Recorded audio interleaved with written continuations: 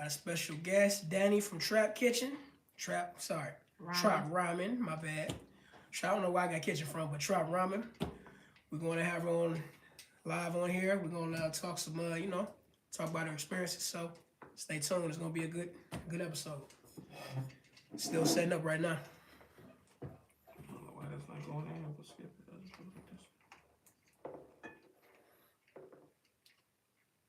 it. On my phone it said Danny's Kitchen. I was just about to say that because my catering business is called Danny's Kitchen. My first restaurant was called Danny's Kitchen, so that kitchen part never really leave me for real. Yeah, I was gonna say maybe look at my phone, Danny's Kitchen. I thought it was something else. Yeah, that was my first business. Well, I'm still operating it, so it's like it's my baby. I don't never. Did you want to put your phone on now just to see how you was? I'll move that out. Yep, rocking the Wealthy, as you can see. Shout out to Wealthy. Waiting on my hoodie. Is they open back up? They doing online with us. Oh, okay. Mm-hmm. They, the store wasn't too far away from here. Right, yeah, I live right on that mile in Greenfield, so I'm like, all this is, How do you want to set up? Is that a good angle, or I can't see what you see? I can't see nothing. Let me know, then I'll tighten up the. Yo, the coolest. What up, dog? That's my cousin.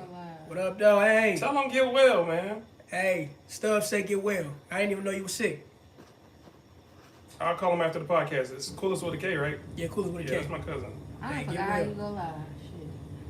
Hold on. I'm saying, but that's a good angle, though, right? I think so. I can't see me. Yeah, I know you got a good angle. Just go to the camera and reverse the camera. I'm just setting everything up for right now. Oh, yeah, that's great. Checking the levels. Let me check these levels real quick.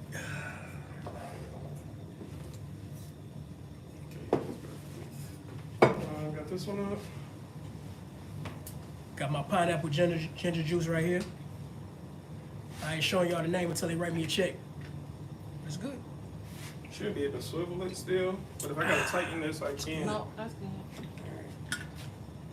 So, you can put your headphones on anytime.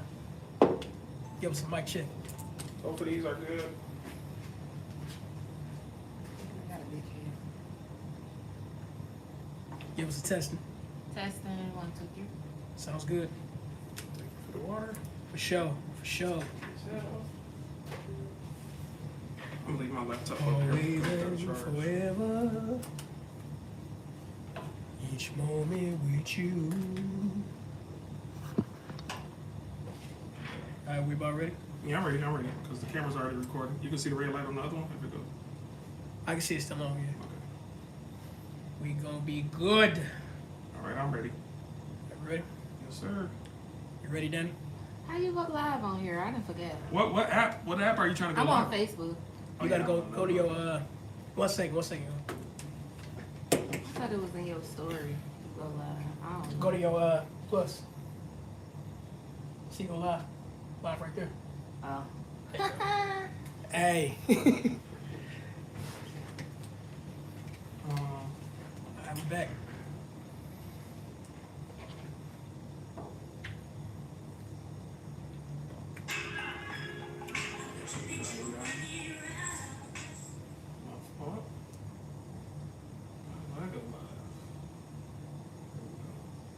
Yeah, you know what to do.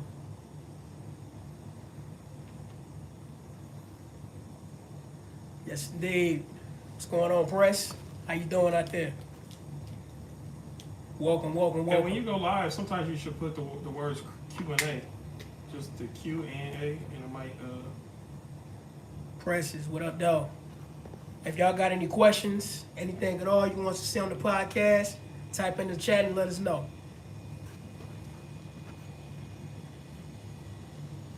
All right, I'm ready. If you ready. Everybody ready? Everybody good? I think we are. I got new buttons I'm going to add on, too. I didn't do it yet, but I'm going to add on. All right, we got Stubbs and us over here. Co-host. There we go. What up? Get well soon, Coolest. Yeah. So we ready? Yes, sir. Hit that button for us one time. Let's go. Yeah. You already know. What's up? We back at it down here in the space shuttle with our shenanigans. Welcome back. Of course, I'm your boy AdrianAkaAD. Stubbs, how y'all doing? And you already know we got another special guest in here today. Couldn't wait to get this young lady on the show. She's the owner of the Trop Ramen. I don't know if you tried it yet, but please go try it out. You want to say the young lady's name for our guests out there? Hey, you got it. You know you always better with Come the intros. on, man. We're not going to do that. Come You on, are so the join best us. with the intros. We got Danny here in the house getting ready to talk about her experience in cooking and also her business ventures. So, hey, anybody out there who's interested in knowing more about this stuff, even get some good-ass ramen, this is the lady you want to go see. Danny, thank you so much for being on our show today. You're welcome. Thank you for having me. Snaps and claps. Snaps. We're so happy to have you here. You know, we've been to your restaurant right on the west side. You want to, before we start, you want to give everybody an address where to come get some good ramen? We have 2 locations. One location is on 12 Mile in Van Dyke. It's 28742 Van Dyke. We're probably a few blocks before you get to 12 Mile. We sit on Van Dyke and we're a couple blocks from 12 Mile. And then the west side location is on 7 Mile in Evergreen, 19740 West Evergreen. We're on the corner of Plainview and 7 Mile. So what city is that in Van Dyke? 12 Mile in Van Dyke? It's Warren. Warren? That is Yep. Warren. That's We what I in thought. Warren, Michigan, and we in Detroit. Okay. You plan on opening any more establishments or just focusing on those 2 for right now? Yeah, you know my dreams be big. Sometimes I've been thinking about doing like a little brunch spot or something like that. I do want to get Trap on the road and get a food truck so we can move around and advertise everywhere, do the little the festivals and the different concerts and stuff that they have going on in the city. Just to broaden our horizons and get more people into the fold, basically. Have you ever been on a truck before? Or Nope. Because never cooked on the truck. I heard it is different, but never cooked on the truck. Never had a truck. Because what I hear, again, I don't know from experience, but I hear it's a high upfront cost to be a vendor at a lot of those festivals. But I heard it's pretty expensive. Yeah. Mm-hmm. So I'm gonna do my research on that and see if it's something that I feel like it's gonna be profitable for me. If not, then it's gonna be the brick and mortars. Now, for what I heard those ventures can, like you said, can be profitable. Yeah. As long as you got the right type of people and the right type of movers and shakers. Right. Everything will work itself out. So it's like a return on investment. Right. So let me ask you this: how long have you been in the cooking game? What started you out into doing it? I've been cooking for about 10 years. My 10-year anniversary was last year, so I'm working on 11. I always was the gritty kid in the kitchen trying to figure out like what was going on. I grew up in a household with my grandparents. Both sets of my grandparents are heavy in the kitchen, so I always was in the kitchen trying to help. I'm the oldest grandchild, so I was, always there or with, one of my grandparents. So they would always like teach me different things. Like, girl, you in here, cut this up, do this. My grandfather on my mother's side he cooked everything. He was a barbecuer. He was the man when it came to food. He got sick and he went blind. And because I was the oldest grandchild, or I spent the most time with them, I would be helping. I would help him cook stuff. He'd put seasonings in his hand and stuff, and he'd be like, put this in the pot, do this, do that. So that was basically how I kind of pretty much learned and got hands-on like training, because he couldn't really see. So he had me like doing his ones and twos, different stuff he wanted to cook. He'd be like, yeah, look, we about to cook such and such. And that's how I was in the kitchen, and I've been in the kitchen ever since. I'm not culinary trained. I kind of like train myself. If it's something I want to know, I do the research on it and test run it, and there's always normally a go. So this was something that was natural to you. Yeah. Okay. Yeah. What's your favorite thing to cook? It's changed over the years. It used to be pasta. I used to be heavy into like pastas and lasagnas and stuff like that. Nah, it's really just anything. Like, I don't really have a favorite. Well, I like to cook seafood a lot because that's just my favorite thing to eat. So I cook a lot of seafood, stuff like that. So what's the process for finding I guess for each location, finding a head chef? Is there a process, or as long as they stick to just your menu and your recipe? Like, what if somebody just wants to tweak your recipe slightly? This new venture, I have let go of the reins a lot. Normally, I am all. I'm the cook, the manager, the everything. So I found that kept me in the kitchen a lot, and it kept me not being able to do things I wanted to do. I can't, do advertisements or come do stuff like this because I'm in the kitchen. So from open to close, I can't, couldn't do anything else. So I wanted to do something that was teachable. Like my first restaurant was called Danny's Kitchen. We specialized in like soul food and whatever might have came to my mind at the time. I ran a lot of specials. People loved it, but it kept me in the kitchen all the time. And nobody never could learn it because this was stuff that was distinct for me. Like, so it was hard to teach people, and somebody come in, oh, my mac didn't taste like how your mac normally tastes. Like, people who've been with me a long time, like they know with this macaroni and cheese, they know my garnishments, all of that. So I found it harder to try to teach somebody that without it being a problem. So I'm like, what else is teachable? What can I teach somebody? Or what can I have cooks do that I'm not gonna feel crazy about? So I started doing traveling hibachi when we had COVID going on because a lot of people wasn't getting out, couldn't when restaurants wasn't like sit down restaurants wasn't open. So a lot of people wanted to have functions or family events or whatever. So I started doing traveling hibachi. And I went to a ramen restaurant. I'm like, oh, this is so good, but I just wish it was a little bit more black. I'm like, some of the stuff that they, put in it, I didn't know what it was. So I was like kind of Googling, like, what is this? What is this little starfish? I'm not eating it. I'm about to put that to the side. And I'm like, it was good, but I'm like, I want to see if I make this myself. So I went to the Asian Mart and picked up some stuff and made it for a few people, and they loved it. They like, ooh, put the hibachi vegetables on it, and I want salmon, and I want this and beef sausage. So I did it one time at a pop up, and that's all I sold. I didn't sell a rice or nothing. All I sold was noodles the whole time, and I said, you know what? I think this is a business. You kind of cornered the market because ain't nobody else doing that. For real. Initially, when I started doing it, wasn't nobody doing it. And now that we've been doing it for a little while, I'll be seeing little ramen marts, little ramen restaurants pop up or whatever. But I feel like nobody's just like mine. Nobody do it like how we do it. We mix and match. We do the oxtail ramen, the seafood boil ramen, different stuff, and then we bring new stuff into the fold for specials like the boom balls and soul food and stuff like that. So we still try. Hot Cheetos. Yep. So we have been doing that was probably about a couple months now, and people love them things. So. I was getting ready to say they sell out quick because when we was up there trying to grab one, they said, hey, we ain't got no more. Yeah, we had to set aside a day specifically for that, just because it's a tedious concept on how you got to put them together. And because we sell so many of them, we take a whole day just to roll balls.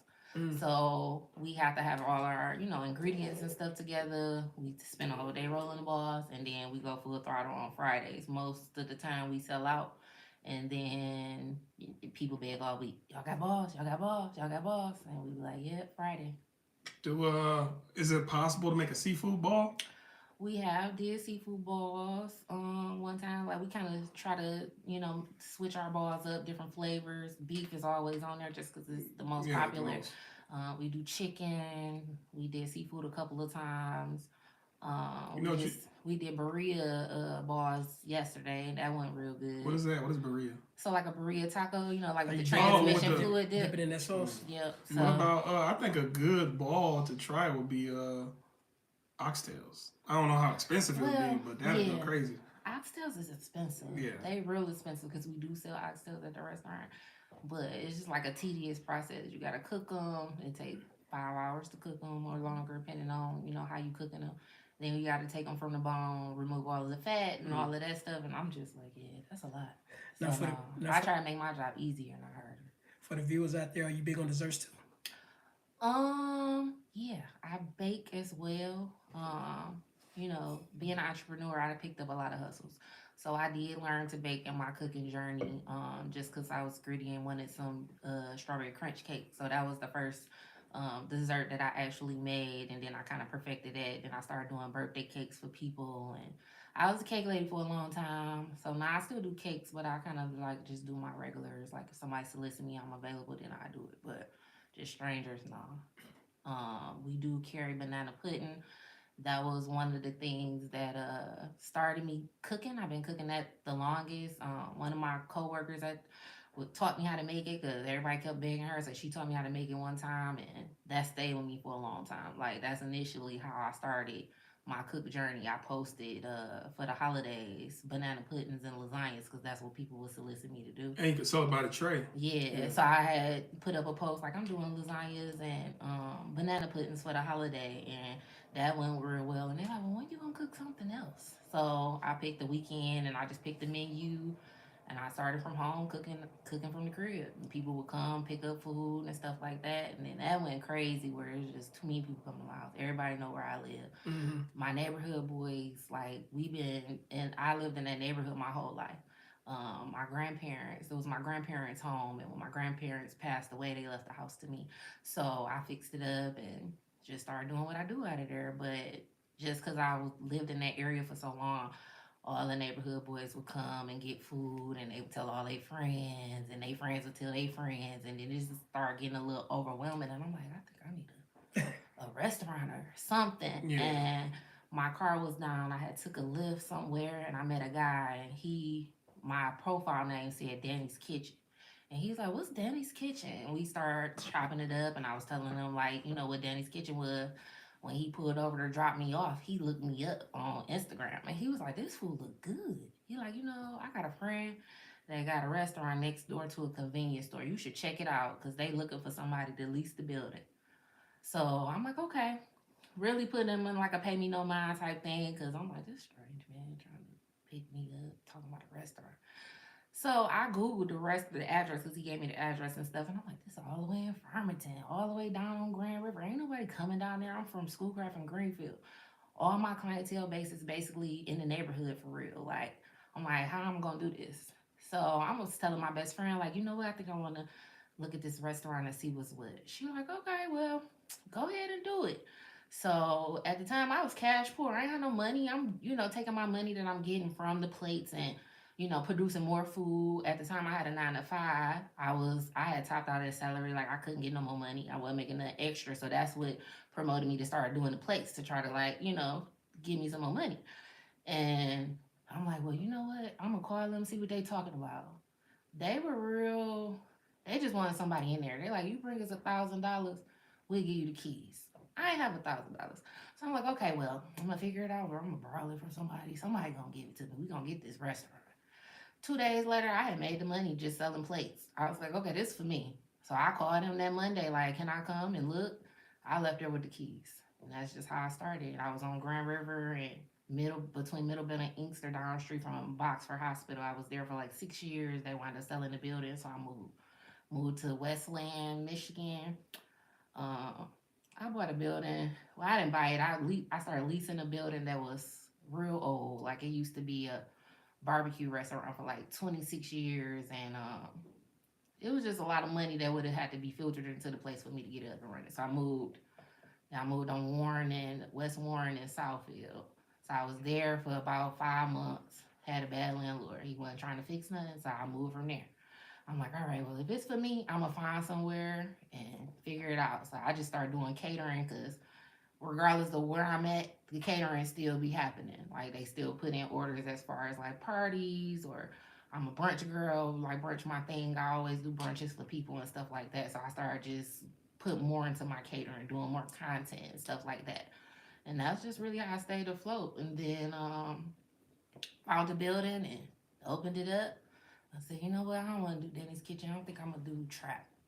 The way the building was set up, it was really set up for trap because they had like built-in walks and stuff like that. So I'm like, okay, we're going to do the trap out of here. But my main goal was always to get back to the city so I could provide food for my own people. I'm like, the restaurant is in Warren, so it's like I basically had to start all over.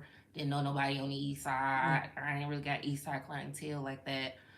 But it did good. It did real good. Then I just was driving down the street, going to my best friend's house. She lived right around the corner from the trap on 7 Mile. I called, kept calling them. They finally answered. I'm like, I'm ready. I'm payment ready, key ready. Let's go. Are you leasing it? Yep. Okay.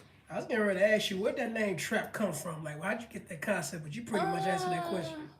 You know what? I don't even remember. I actually was just trying to figure out a name, and I wanted it to be something ramen. And I'm like, Trap. Because who don't know what that means? So, And so then the I'm first, like, because the concept is really, it's like a fusion. It's not authentic. What a ramen is authentic, but it's not like, you know, authentic Japanese food. We putting a twist to it. So I came up with Trap. Called my logo girl that do all my logos, modify all my logos. Told her what my idea was, and she sent me some ideas back, and I went with the plain.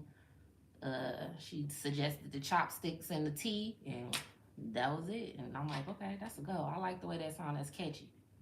So that's how I came up with Trap Ramen. Because I was getting ready to say that name by itself make people curious. Like, Yeah. I wonder what What's that's that? about. Yeah. Mm-hmm. so your first brick and mortar, that was Danny's Kitchen? Correct. Okay, and then Trap Ramen. Okay, now both buildings that you got now, they both have the exact same menus, or do they differentiate a little bit? 7 Mile menu a little bit broader just because we got a bigger kitchen over there. We were able to put the equipment in there ourselves versus the one on 12 Mile. It was kind of built into the wall, so we had to do what we had to do over there. 7 Mile, we actually, I'm like, okay, I cater too, so we need 2 deep fryers so I can fry chicken because that's my like staple. People, chicken ain't never left me. Like I make some of the best chicken in the city. And I ain't never deviated from my recipe my whole Yeah, I see career. the way she stand on that. I stand on that. Well, you know what? I have to second that too because when we was up there grabbing our food, I said the first thing I'm gonna try is the wings. Okay. Had the wings. I had that that sauce, that garlic. Honey garlic. That's my favorite.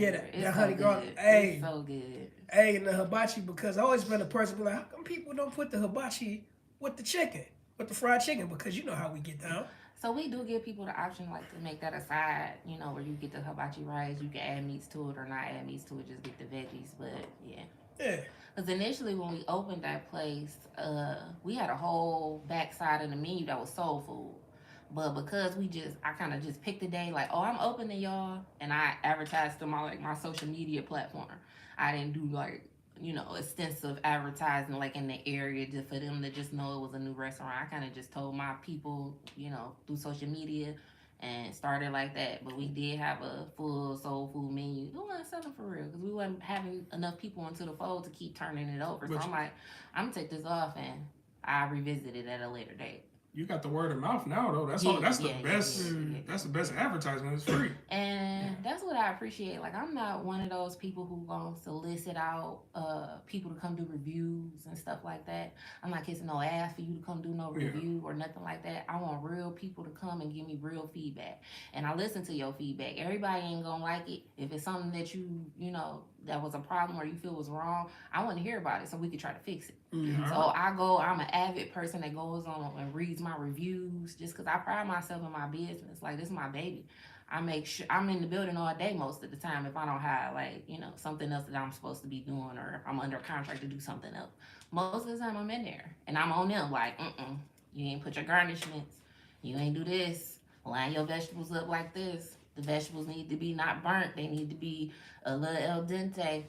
Do your chicken like this. Use this amount of scoops of butter because we made this concept for a reason. We know exactly how much what's supposed to go on it. Don't overly put soy sauce so it's dark like me because you think it's supposed to be like that. It's not. So, yeah. So let me ask you this. What has business taught you the most, being in business? Just staying motivated because entrepreneur life will have you going down through there. Like, you have up days, down days, days you don't make no money, days you spending out all your money to pay people to make sure your business run and stuff like that. Just stay dedicated, stay focused on your tasks, and keep going. I done died, came back to life like 5 times, and I'm still just doing it. Like, so what's the ups like and a downs? crackhead. Like, oh, I gotta get a restaurant. Oh, I gotta get back in the kitchen. Mm-hmm. Like, even when I wasn't working, I was doing content 2-3 times a week. Just like, ooh, I want to make Jamaican food today. Stuff like that. And even that just, you know, it helped me stay motivated and lifted because I'm like, this will make you be like, oh, I'm failing. I ain't going hard enough. I ain't doing enough. So you just got to always remember, like, your main focus at hand. So out of all your social media, which one do you think brings you the most clientele? Or what platform as of now? My niece said I'm old, so I'm a Facebooker. Most of my Facebook has really been my biggest platform. That's initially where I started off, like even posting food. And that's what really grew my business and having people like know about me.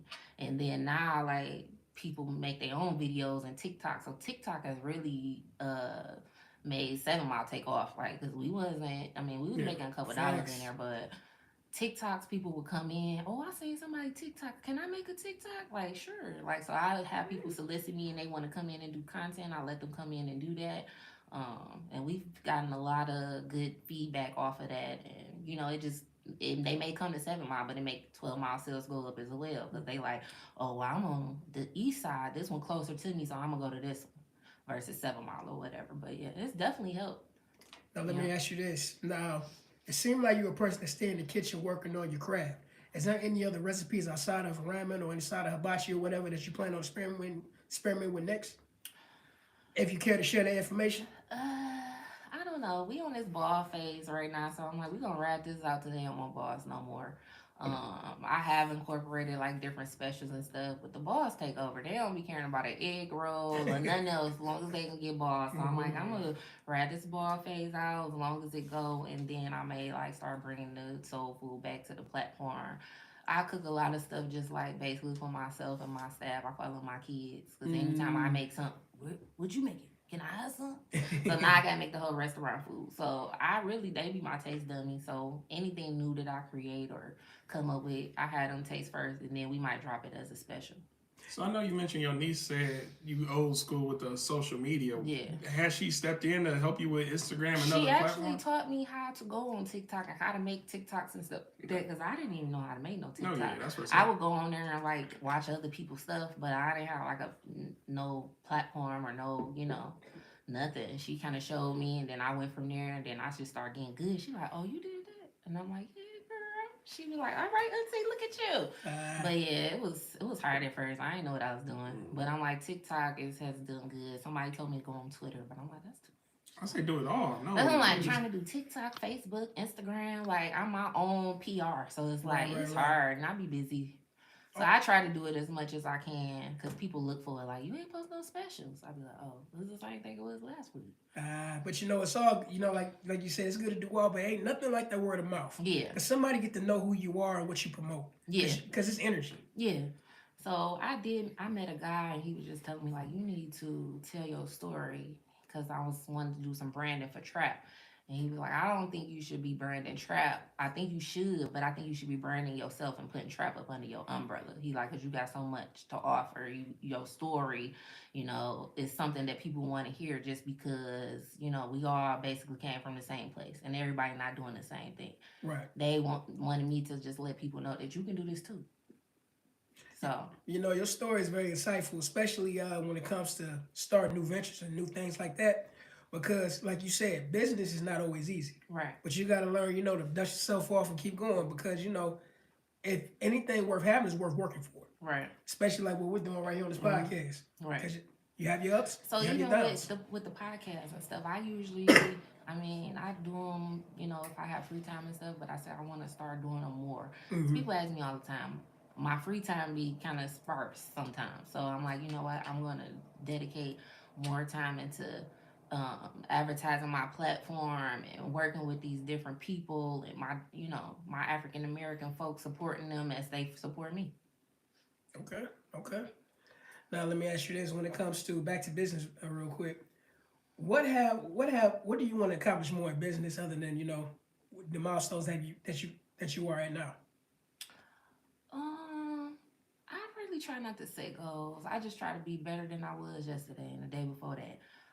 I have done the news. I did Channel 4. I did Channel 2. Mm-hmm. I did some podcasts with DJ Twist because he had a podcast at one moment at the radio station. So I did that. And just anytime somebody wanted to like interview me or know more about Trap or Danny's Kitchen or whatever, I try to make sure that I'm able to just let them know what's going on because a lot of people know about Trap Ramen but they don't. Mm-hmm. So this is just me trying to further my advertising and get the know out. Now, what days do you do the Is it Fridays that you do the boozam? Yeah, what they call boudin balls because that's Boudin what balls, it sorry. originated from. But boudin is like I don't know if it's boudin, I don't know. You It's just make it. yeah, it's a down south thing. It's like a pork sausage that they sell in like Florida and Texas and stuff like that. We don't have it, so I came up with a way to do it without the actual boudin. Then when I went to Florida for vacation, I actually found some boudin. I was so excited. I'm freezing boudin to take it back to Detroit with me. And people bought it, but a lot of people here don't eat pork. So I'm like, okay, it ain't no point in me trying to ship boudin from Florida because they don't really eat pork like that. So I'm like, okay, let's do some different ones. So I came up with the chicken and the seafood. And this week, I'm like, I want to do something different. Let's try burrito with a little dip in transmission oil sauce. Let's try that, see how that go.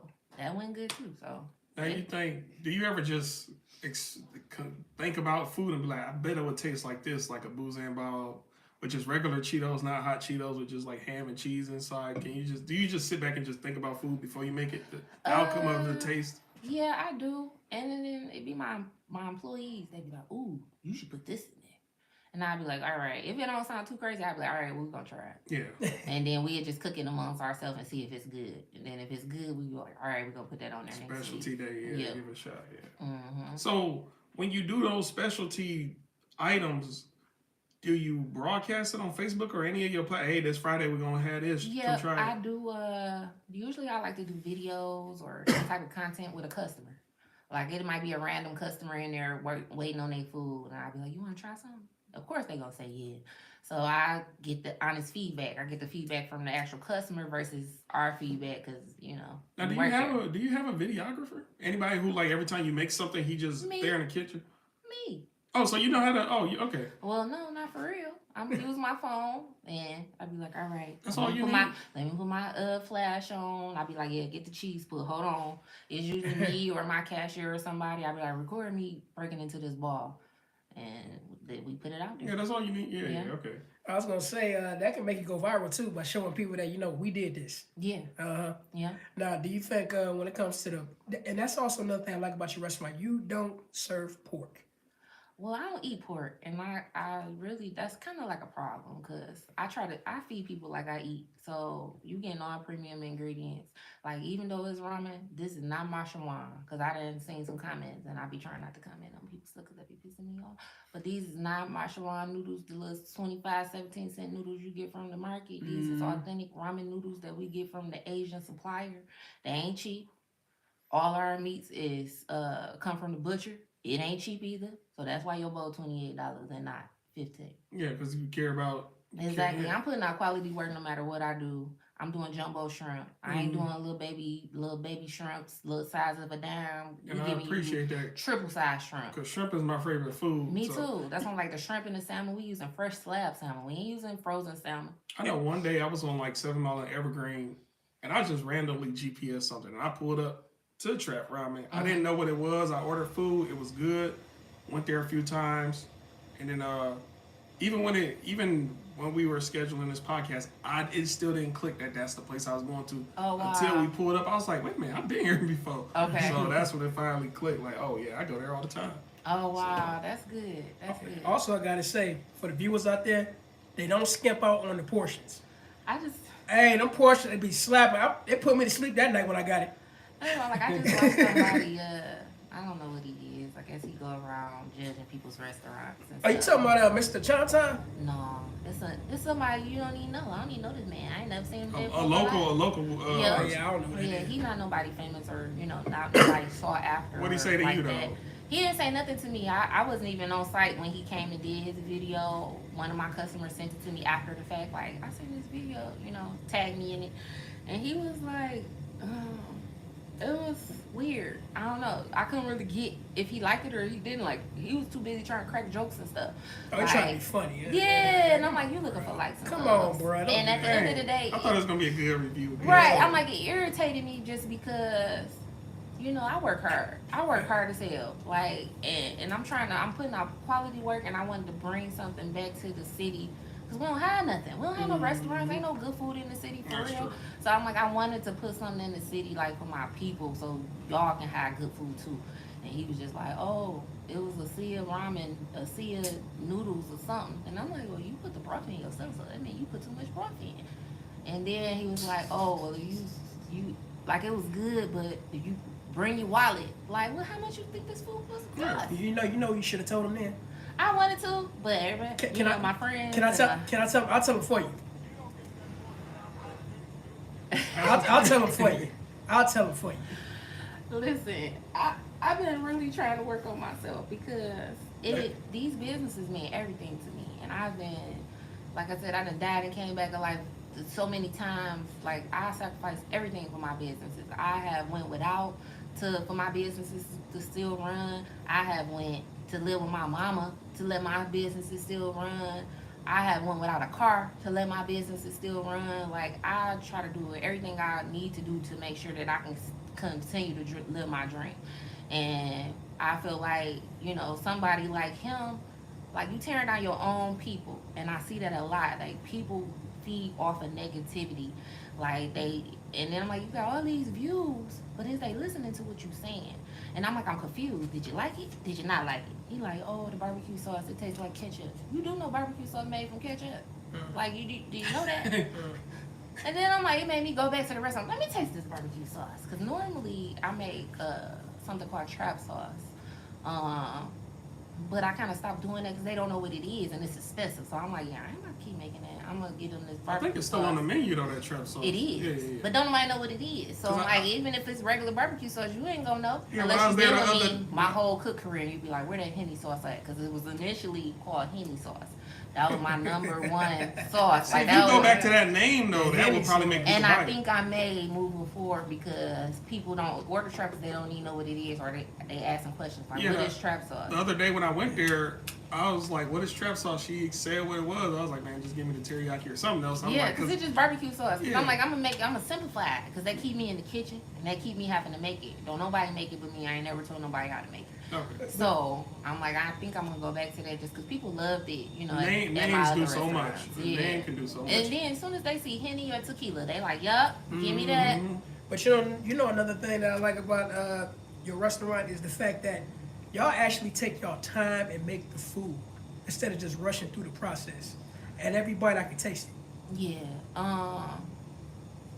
I don't like fast food or processed foods or nothing like that. So like I said, I feed people like how I want to eat. So we make everything fresh to order. Even at my first restaurant, it was soul food, but that was fresh to order. But like the sides, like the macaroni and cheese, of course, we're gonna make that in advance. But all the chicken, all the fish, everything is being fried fresh. It's not being batch cooked and then refried or none of that. So I do pride myself on making sure I'm putting out quality work. Mm-hmm. Yeah. And it shows because, like I said before, every bite I can taste, I'm like, oh, this. And when the food is too good, you get full quick. Yeah. That's how it was. And the cooks on 7 Mile, like, I was with them for a long time training, making sure that they know what's what. Mm-hmm. I want these people to feel, when they come in, even if they don't see me back there and they get that food, they be like, oh, this is good. Did Daddy make this? It don't be me half the time. It probably don't be me none of the time. I ain't cooked in the restaurant like day-to-day cooking in a long time. So you got people you can trust by your side to put together stuff. Yeah, I got a good team. Like, my team of cooks, they great. Shout out to the cooks. Shout out to y'all. Yep. Shout out to my cooks, my boys. All right. Shout out to the real food reviewers that actually aren't out for humor or just likes. The real ones. We do got a lot of good ones though. That's why I'm like, I seen maybe like this is probably like the second bad one. Like I said, everybody ain't gonna like it, and I feel that. Yeah. Everybody ain't gonna like it. It's my restaurant. Do I eat that stuff every day? No. I probably don't even like ramen no more because I make it so much now, or I done seen it so much. Gotta smell it, gotta be in there. I barely even eat that stuff, so I get it. But at the end of the day, I'm just like, even when I'm a foodie, so I go around everybody restaurant. I got a lot of entrepreneur friends that got restaurants and spots. I go support them all the time. Will I ever say, oh, this was nasty, this wasn't it, this? I'm not gonna tear down nobody's business because I know the struggle. I just ain't. I don't have that in me. And even for a restaurant that's a national chain, they gonna mess up too. They food ain't always good. Oh yeah, you get back to. But I'm not one of them ones that's gonna be like on Google, it was trash. This wasn't right. This wasn't right. I either ain't gonna go again, or I'm gonna call up to the restaurant, such and such and such and such, and try to see if they'll fix it.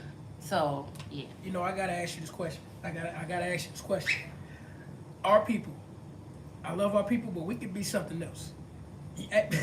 So let me ask you this: you ever have any of us come up there on the hum and the bug, be like, let me get this for a discount. Come on now, come on, sister. Let me You get don't this. gotta answer that. No, Oh, I'm all the time. I don't get it as much as I did when I was cooking from home. Yeah. And somebody want a discount. Let me get 2 of those. Let me get can I get them for 20? Yeah, no, come on This now. ain't that. Yeah. And I ain't that friendly. So you ain't getting it. That's what I said, Because I gotta pay for this at the end of the day. because you wouldn't do that anywhere else. No. That's But I'm real generous. So I didn't fail a lot of people. I don't never want to see nobody go hungry. The staff, they eat what they want to eat for real. Like, I don't be tripping like, oh, you got to charge them $16 for that. That was $20 worth of shrimp they just ate. Stuff like that. Unless it get ridiculous. Yeah, that's but a lot, yeah, I try to, like, it's food. I try to feed whoever. Like, I ain't really like crazy, like Yeah, that. ain't nothing wrong with But that. Yeah. like even on 7 Mile, we get people come in. Can I get a plate for sweeping your lot or something? I done did it because it's a lot dirty and I ain't doing it. So go ahead. I put you together. And then those be the people that'll look out for you at the end of the day. Especially if they come up, they gonna remember it. And we on 7 Mile too, so I'm like, I try to look out if I can look out. I try to support the people. Oh, can I cut your grass? Sure. Go ahead, because it needs to be cut. At least they working for it, you know what I mean? That's different, yeah. Yeah. And then, like you said, watch out, make sure nobody breaking into nothing, nobody doing no that shit. part. That's why, like, I went and met all my neighbors in the, in the little strip that we in. It's a bunch of black-owned businesses in that strip. I think everybody in that strip is a black-owned business. So I went to each one of the places and met the owners or the people who work there. It's a beauty salon. We right next door to a barber shop. It's a shoe store, a couple blocks. It's a boutique. I have purchased something from every last one of the places. So, and I always go and stop in and chit chat and see what they got going on and stuff like that. And then they come back and they come support us and stuff like that. So yeah, I try to keep the black dollar circulating. I love because that's community right there. I love stuff like that. Yeah, we was talking about that the other day. Gotta let the dollar circulate. Yeah, within the community.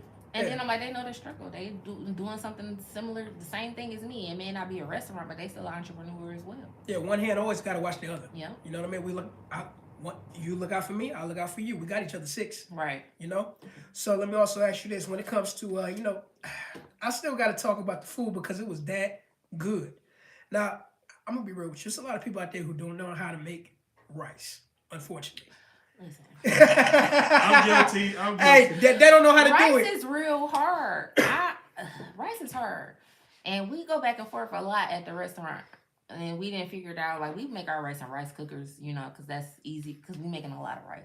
So, I mean, and even that's not fail-proof. We didn't pop the top, and I'd be like, this rice up here kind of hard. It all got to be fluffy. Like, you got to take the little rice paddle and move the rice around, put the top back on, let it steam. Mm-hmm. So, now we didn't figure that out, because I'm like, somebody complained, said their rice was hard. How?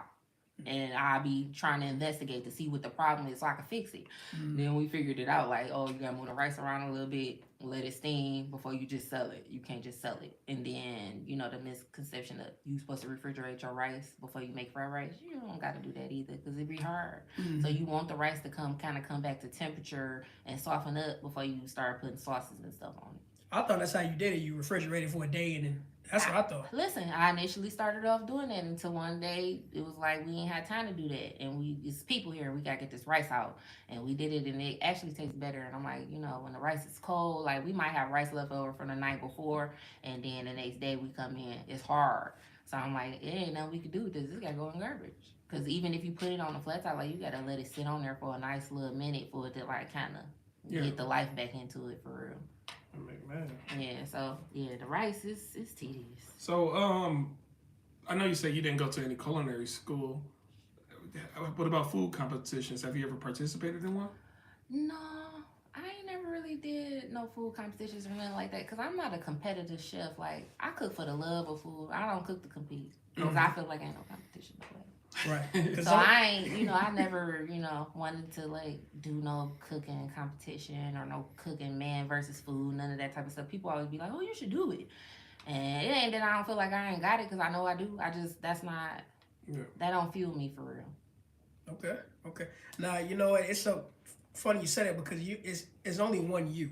Right. And there's only one way you know how to be you is to be yourself. Yeah, you can't be like Colonel Sanders or... Right. Panda Express or anybody like that. Right. Which is really an organic way to be. Yeah. And it tells in your cooking. Right. And I can't just sit over here and be like, such and such over there because they got their own formula. Right. And that's I try to stay. I don't even know the word. I try to stay as authentic as possible. I can't be like nobody else, nor do I want to ever be like anybody else. I ain't never riding nobody's coattail, copying nobody's food. I ain't posting nobody work. Everything you see on my page is me. Mm-hmm. And if I don't know how to do it, I'm gonna figure it out. Like even with the ramen, I didn't know much about Asian cuisine for real. I started doing the work, trying to figure out like, okay, which types of ramen is best? What tastes better? Or what brand could I use that is gonna give me that taste like I had when I went to this restaurant? And I just figured it out. Now you haven't come across anybody try to duplicate what you do? All the time. People try to duplicate me, and all the time. I didn't get that my whole career. I feel like that's really it's a blessing for me because don't nobody want to copy nobody who ain't got nothing going on. Right. So I don't really be that mad about that.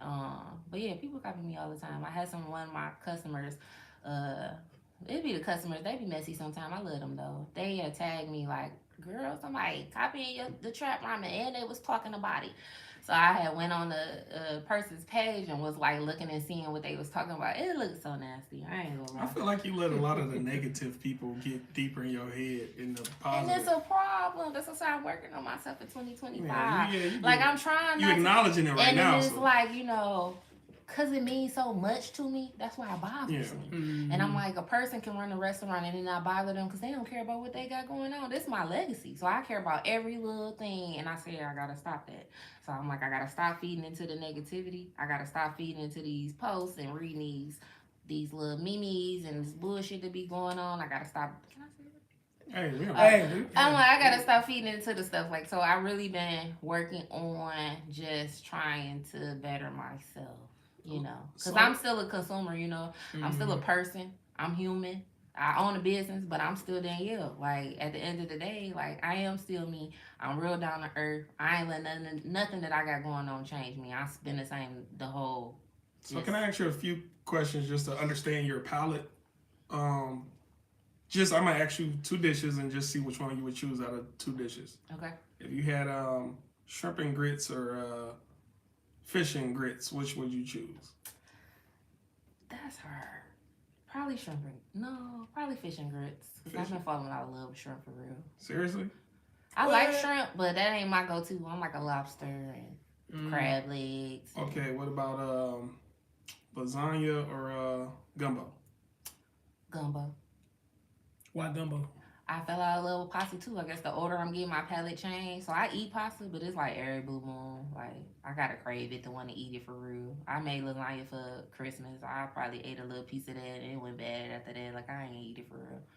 I'm lactose intolerant too, so I don't really mess with cheese. So I be cheating and still be eating it and stomach be hurting. So yeah. So this is a little more broader. Jamaican food or Mediterranean food? That's so hard. Really? I love both of them. I'm a Mediterranean though, girl. That's I where love I'm at. Mediterranean. Like, what's your favorite dish when it comes to them, or that type of food? I like garlic a lot. I a like garlic these new dip, places that they have out now, like with the bowls and stuff like that. Like, I like Pita Way. I like Middle Eats. Like, I go there like 2-3 times a week. They know me by face and that. They be like, "Hey, Danny." Like, I get the same thing. I want to know you get the same. Yep. You got any more questions? Oh no, I just want them 3. Actually, I got two. What's your favorite meal? Dinner, breakfast, dinner, or lunch? Which one would you choose? I do love breakfast food, but I don't never eat breakfast for real. Like, Sundays, me and my girlfriend sometimes go to brunch, but I'm probably a dinner girl. Cause lunch, it'd be like that's time to rock and roll. So I most of the time miss lunch unless I like grab a sandwich on my way from store to store or something like that. And what would be your favorite dinner? I'm a lamb chop girl. I love lamb chops. Like some lamb chops and a good salad, lamb chops, broccoli, macaroni and cheese, mashed potato, something like. You don't rock with the asparagus? Not for real. I eat it, but it ain't nothing I'm about to be like, oh, I gotta have some. Have you ever catered at like a after hour? No after hours. My homeboy, he does cabarets almost like I every other love month or cabarets. something like that. So I used to do his cabarets like every time.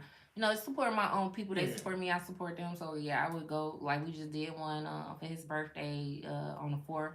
So produced the food. We ran the kitchen and stuff like that. Shout out to you, homeboy. Yeah, I go wherever the money reside. You will see me.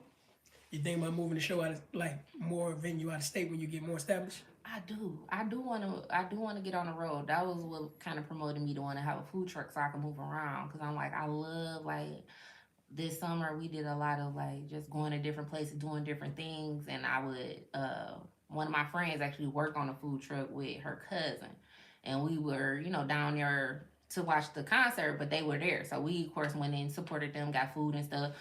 Greedy. We going all around to the truck seeing what kind of foods they got and stuff like that. So I enjoyed that. So I'm like, I would love to do this. Me and my team, go to a venue, meet new people, see people all over the city and stuff like that. So yeah, I definitely want to travel eventually. Now, I know you said your grandpa, he was a cook. Was he the best in your family? Yeah. What? He's What? the best everywhere. Like he was like a grill master. Like barbecuing for him was like a thing. He was from Like down south, wasn't he? yep. I knew It was a real thing. Like he would marinate his ribs in beer for 2 days, season them all Oh, up. that gotta be good. And it was a lot of us. My grandparents had 6 kids. But he would cook like he cooking for 70 people. And that's how I kind of started catering because I'm used to cooking for a lot of people because there used to be a lot of us. So I'm like, catering was easy for me because I done did this all my life. Now, what is something that he made that you just can't seem to duplicate, or can you just master everything? Chili. I hated it. Chili and spaghetti. Like, he used to make that stuff all the time. And I used to be pissed off because, black families, you make chili, a pot of chili or a pot of It's spaghetti. 4 days. You eating it. Like, you eating that stuff all week. You about to eat that stuff until you ain't gonna eat it no more. But he was real serious about, like, the type of beans he would use, soaking the beans. Like, I like to quick cook. I don't got time for that. I ain't about to be soaking no beans for 2 days. Got time for that. He sound more like a scientist than anything. Yeah, so... Yeah, he used to be doing a lot, and I used to just watch and be like, when is the food gonna be ready? Like, now I gotta cook green peppers, red peppers, yellow peppers. Like, why you got all these peppers in here? Why do that matter? But he was real serious. Like, it's a chili stick called chili con carne. I don't know if y'all ever heard of that. But he would send me to the store as a kid. Like, he would get the little, the little circular papers that they used to have, and he would go on there and mark all his stuff on sale. It might be $1. Like, say that's the sales price, $1. He'd have me go get 50. I'm like, why do you need 50 chili sticks? And like, he would have a deep freezer with all his little stuff in there. He'd be like, break that chili stick out because we about to make chili. We made chili so much. That's probably why I don't like it no more. Now let me ask you this though. Hopefully this ain't a personal question. Since he's from the South and so far he sound like my grandpa.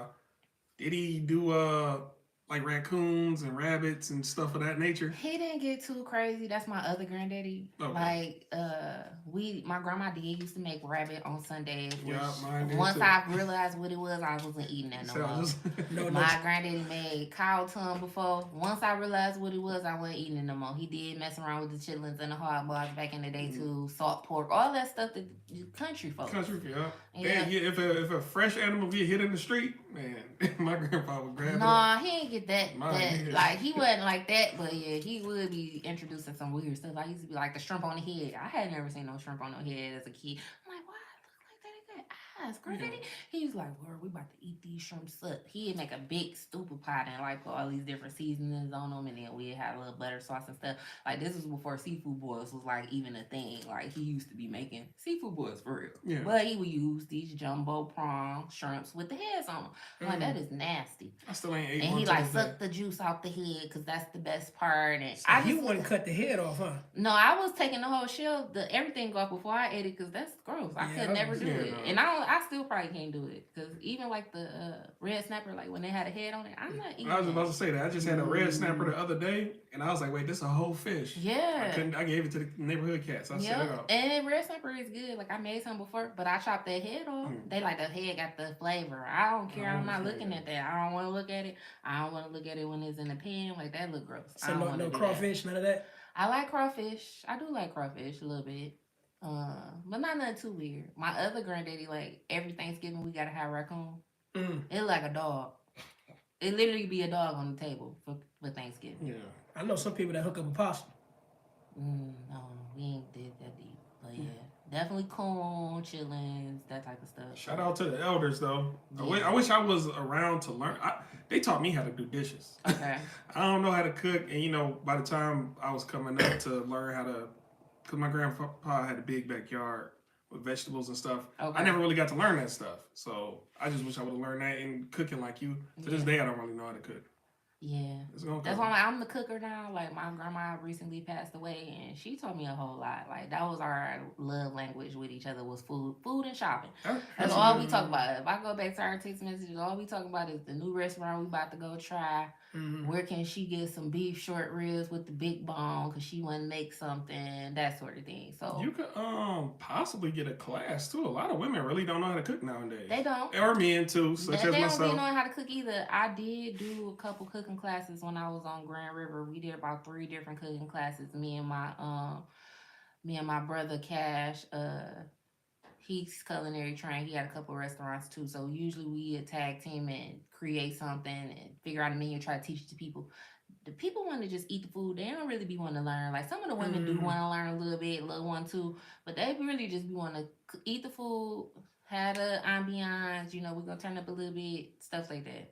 But I do want to get back into like doing cooking classes and doing different little things besides just the restaurant. So when you had the cooking class, was it like one of those date night things where everybody show up, they cooking at the end, they get to eat? So we did one that was a ladies' night. So we had a bunch of women, family members, whoever, and it was all women. We did that. That was a real good turnout. We had a lot of fun that night. And then I did one for Valentine's Day with couples. So it was couples only. We did about 5 couples. The guys just wanted to eat. They didn't want to cook. Yeah. They just wanted to eat.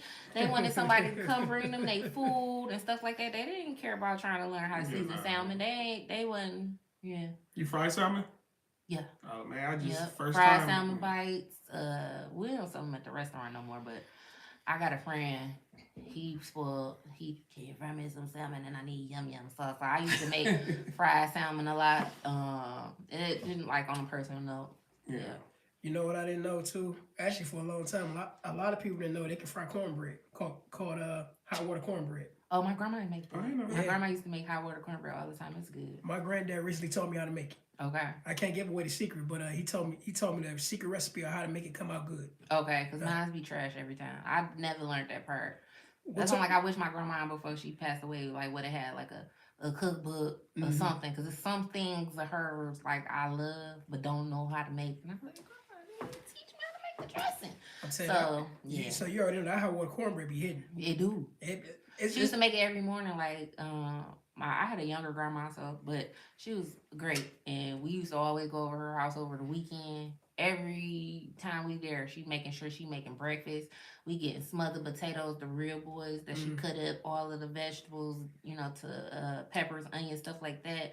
Eggs. She used to get down in the kitchen, and she used to make hot water cornbread for different, either in the morning or if she making some cabbage or greens or something like that. Yep. See, I thought hot water cornbread was just another name for regular cornbread. I didn't know it's really a difference. Yeah, you got to make it in a cast iron skillet and all of that type of stuff. I still never really perfected it. I don't know how to make it. I ain't gonna lie. Okay. I want to eat it though. This conversation make me hungry. I ain't gonna lie to you. Yeah, that's why I can talk about food all day long. I love food. But you know what? Like you were saying, you were the greedy kid. I'm still greedy.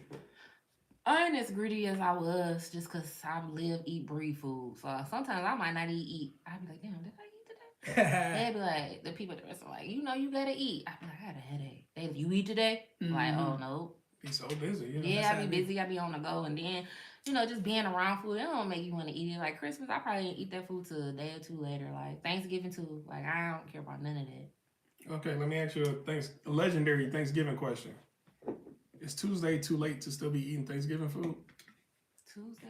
Yeah. So Thanksgiving is Thursdays. It's Tuesday. Or what's the last day you should be eating Thanksgiving food? For me, cooked food got a 3-day shelf life on it. After 2 days, I ain't eating it. I mean, if you want to try your luck, then try your luck. But I say 2 days. Because It's really, I think it's like 4 days, 3 to 4 days. I think it's the shelf life on food once it's cooked. Now, do it matter what type? Like if it's dairy or protein, like meat, or just all food is all food. That's what I say. Usually after 2 days, I'm trashing it. If we ain't ate it, like I'm gonna trash it. Yeah. I just had to ask. That's always. Because some people will milk that Thanksgiving food to death. Like it's Friday, it's the next week. I mean, if you throw it in the freezer though, that kind of preserve it. Yeah, that's my mama. She preserve clean. She didn't froze greens, dressing. I said I didn't know you can freeze dressing. Yeah. Like girl, that's gonna be nasty as hell when you try to throw that out. But all that stuff, greens, dressing, the turkey, she gonna chop it up and make turkey salad. You gonna eat that stuff. You definitely gonna eat it. I remember my uncle. He's I keep forgetting he used to be a chef. One day we went to his house for Thanksgiving. He was like, "Hey y'all, just so y'all know, I put apples in the dressing." And I was like, what? Apples. And I was like, man, it's the best dressing ever. Okay. I didn't think. It threw my head off when he said. I was like, why would you experiment on Thanksgiving? He was like, man, just trust the process. Ate it, the best dressing. So yeah, big chunks of apple and yeah, like chunks of apples, and it kind of had like a cinnamony taste to it or something, but it was good. Because he's a chef, trust me, he knows what he's doing.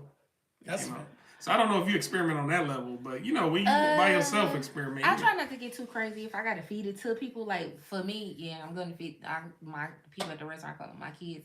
So yeah, I'm gonna feed it to them. Like I try not to go too crazy, but sometimes the craziest stuff be the best idea. Now, would you ever do reviews? Like how on TikTok or all these social medias, somebody cooking and they clearly don't know what the F they doing. Would you ever just think about doing a review, like on somebody putting raisins and don't say potato salad. Man. I'm saying you might want to do reviews because everybody palate is different. Everybody like different stuff. I'm willing to try anything most of the time if it don't look too crazy. Like I try it. Like even people been putting like seafood in dressing. I don't feel like seafood's supposed to go in dressing. I'm willing to try that though. Cause I do got a friend that make it, and I want her to make me some. Seafood and dressing, it might be. It might be good. And she make it a lot. I've seen her on her page. She was making it a lot, like Thanksgiving, and I'm like, seafood. I seen somebody put pepperonis and spaghetti. A family. Oh, I do that. See, it was good. It was but it was good every time, except for the one time they did the pepperonis and the pineapples and the spaghetti. I was like, what are you doing? No. You trying to make a pizza? Yeah.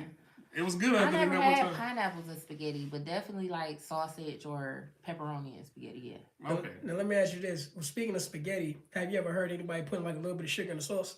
Of course, you gotta. I was gonna say I'm not crazy here, but that actually slaps. That's the thing. Yeah. I mean, you don't go too crazy with the sugar, so you can like taste it. It shouldn't be taste sweet. Yeah. It's really to cut the acid. Yeah. Like sugar cut acid. So people put sugar in a lot of stuff that you probably wouldn't think you're going. Pasta salad, 7-layer salad.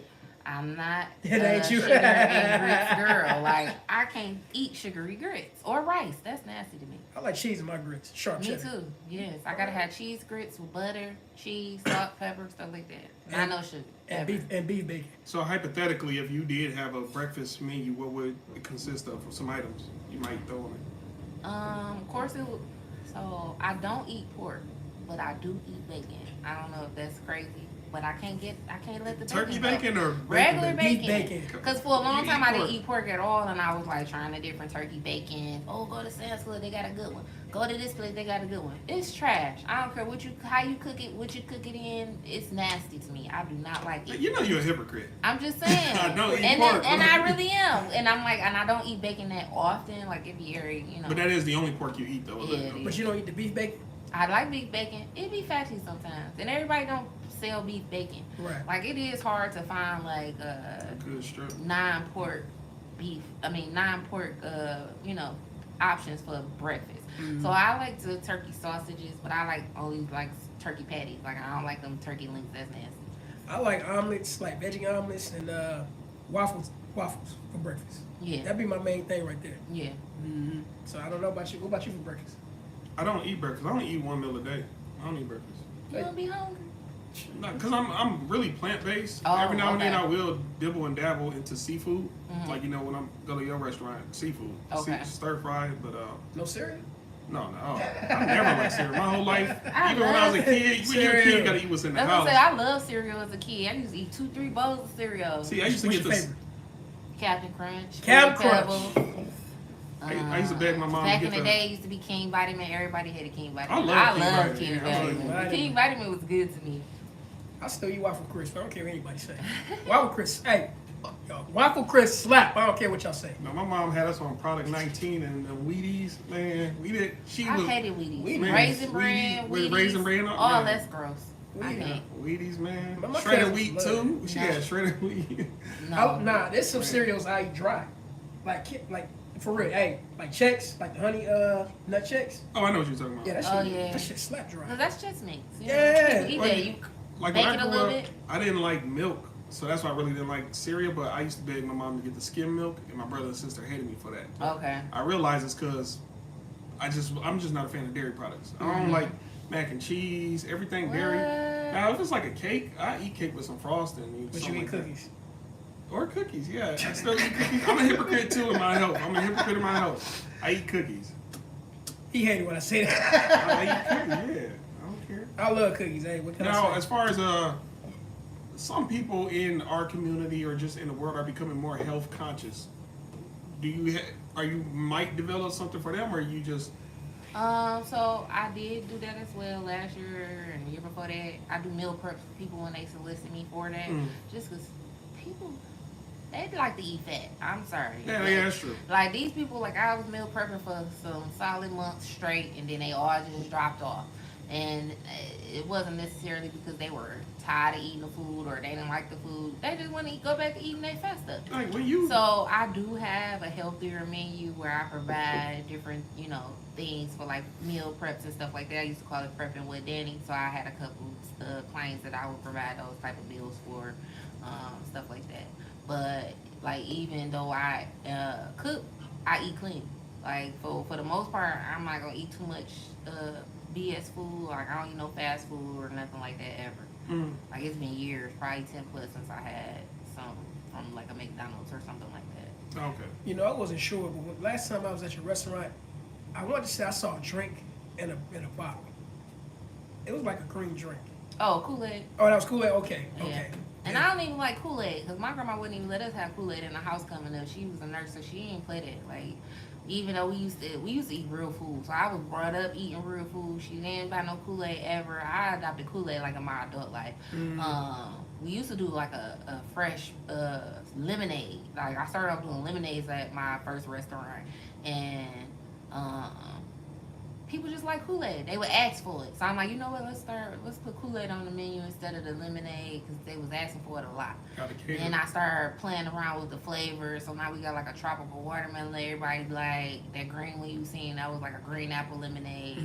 But yeah, the Kool-Aid sells. So I go with whatever sells. What about iced tea? Nope. You don't do the iced tea? Nope. I don't like tea. Are you? I'm not a tea girl. I Like love I tea. drink it. It depends. Sweet like, tea?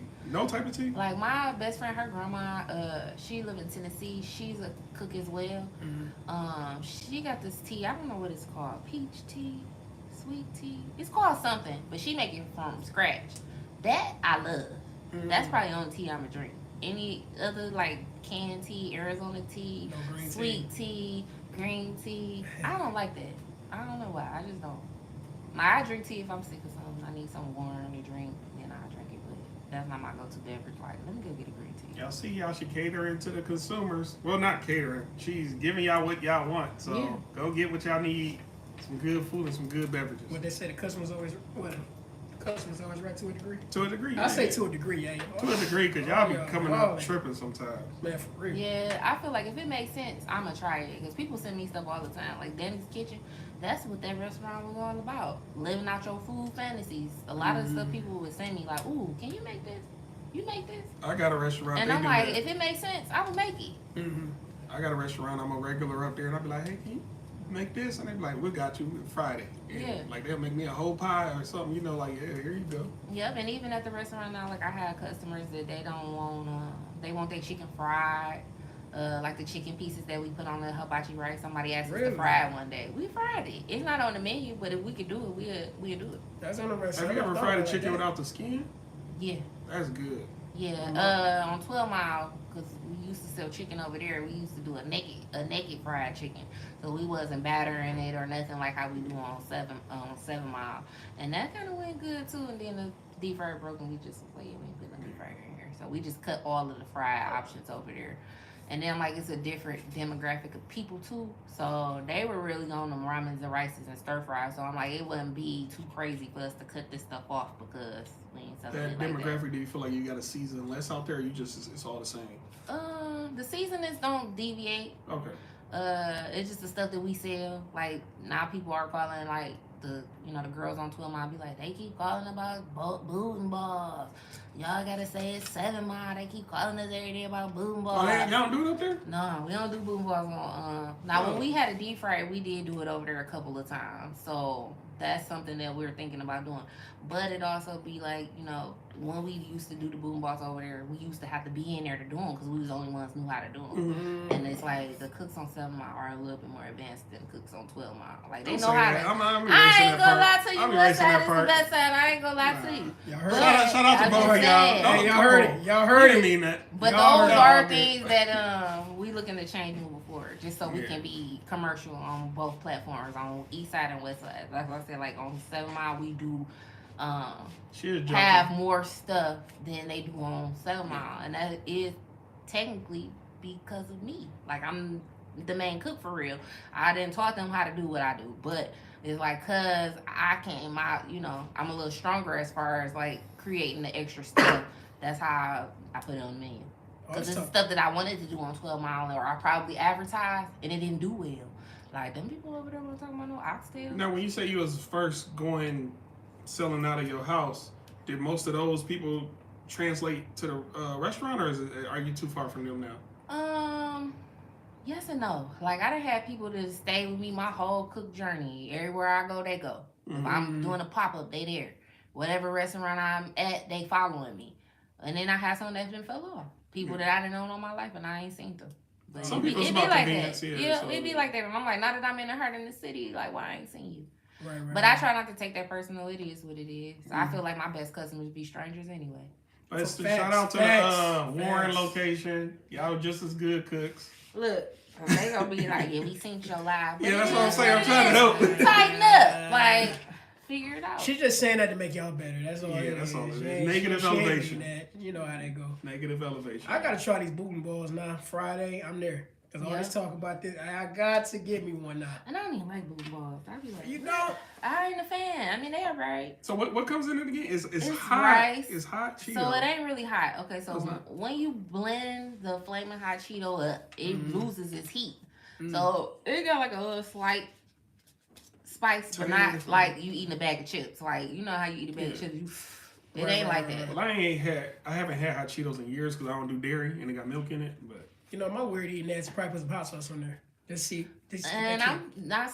People probably didn't did that. It do come with like a little cheese dipping sauce. It's like rice, whatever the meat or protein size of a baseball, or what we talking about?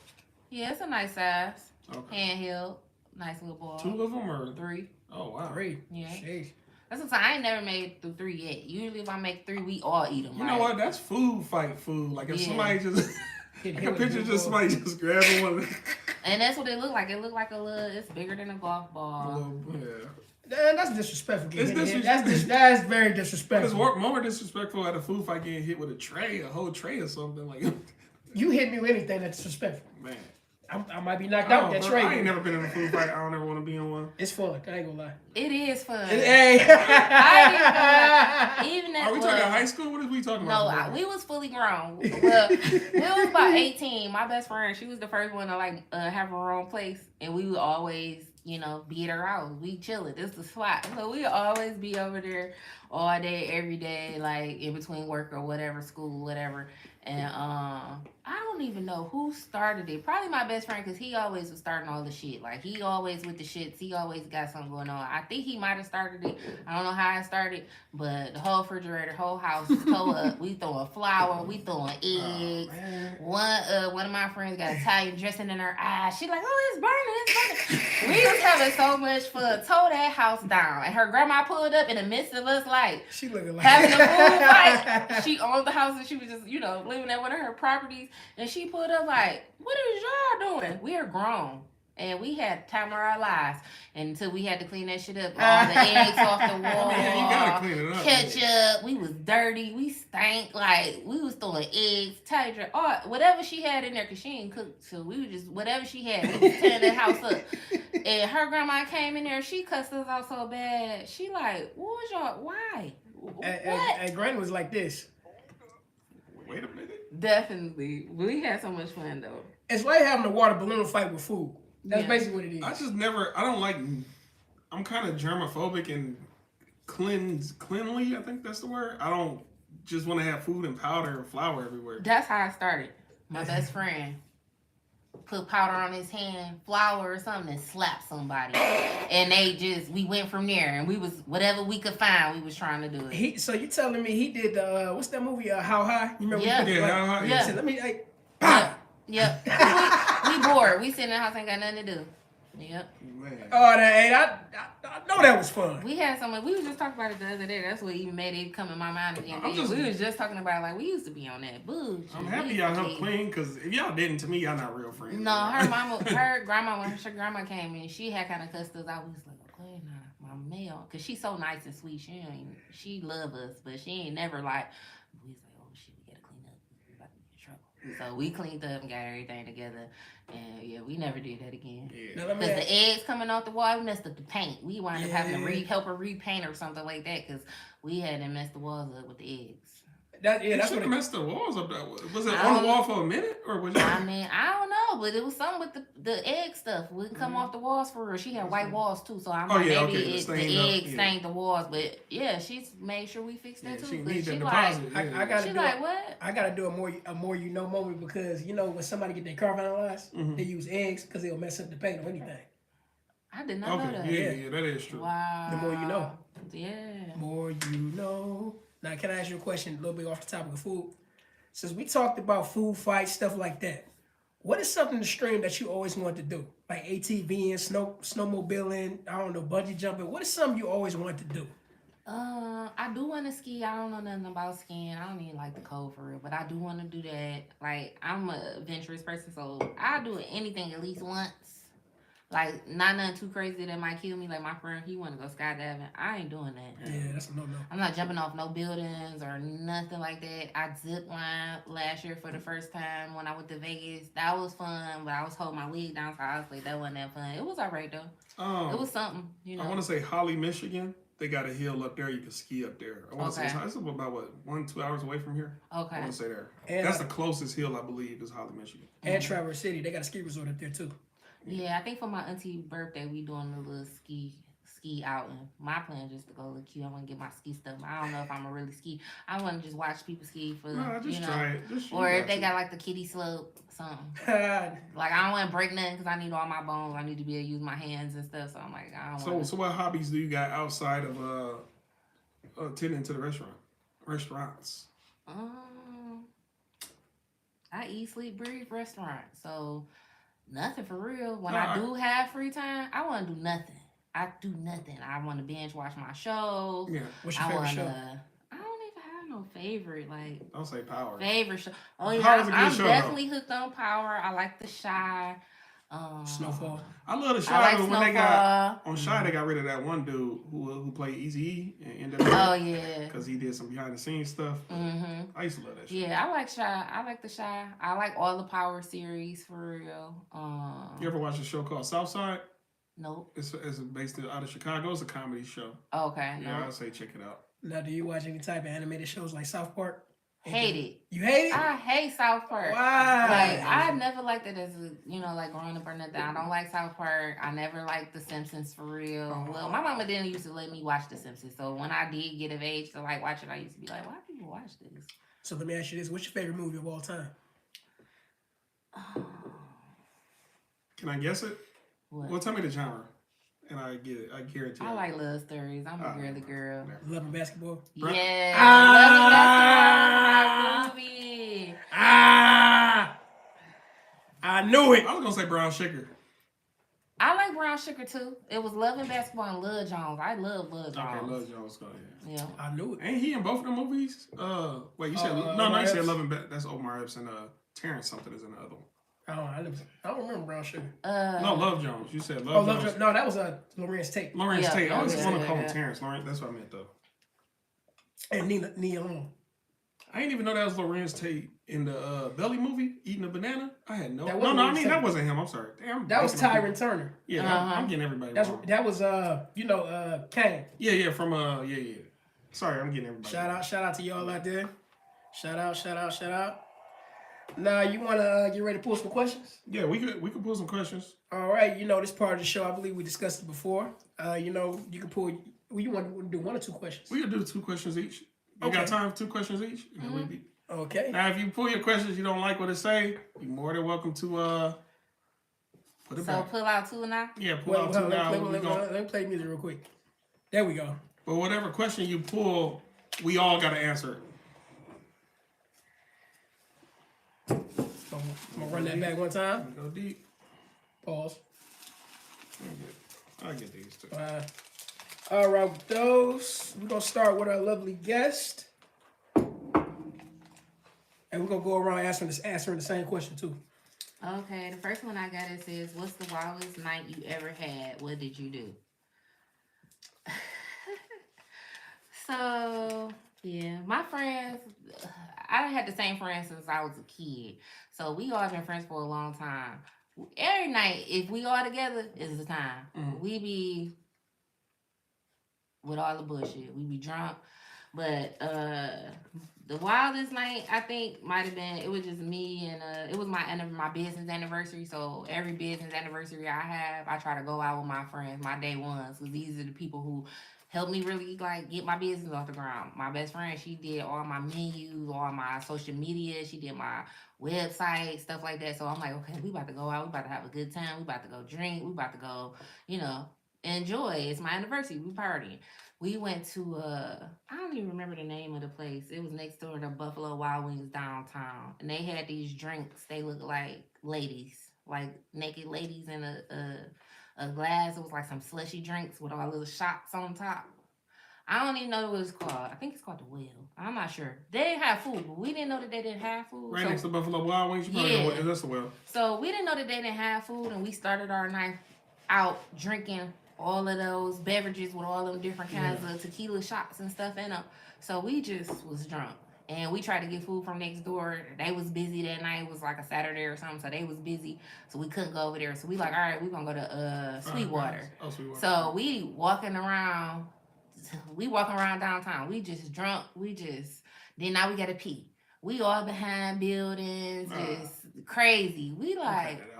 My best friend, her boyfriend, like he be monitoring us. He always like we about to do something. Like one of the guys coming with us because they be like, yeah, we gotta watch y'all. He really just be making sure we straight for real, like so we can enjoy ourselves without limits. Ain't gotta worry about who gonna drive, that sort of thing. He usually make sure we straight.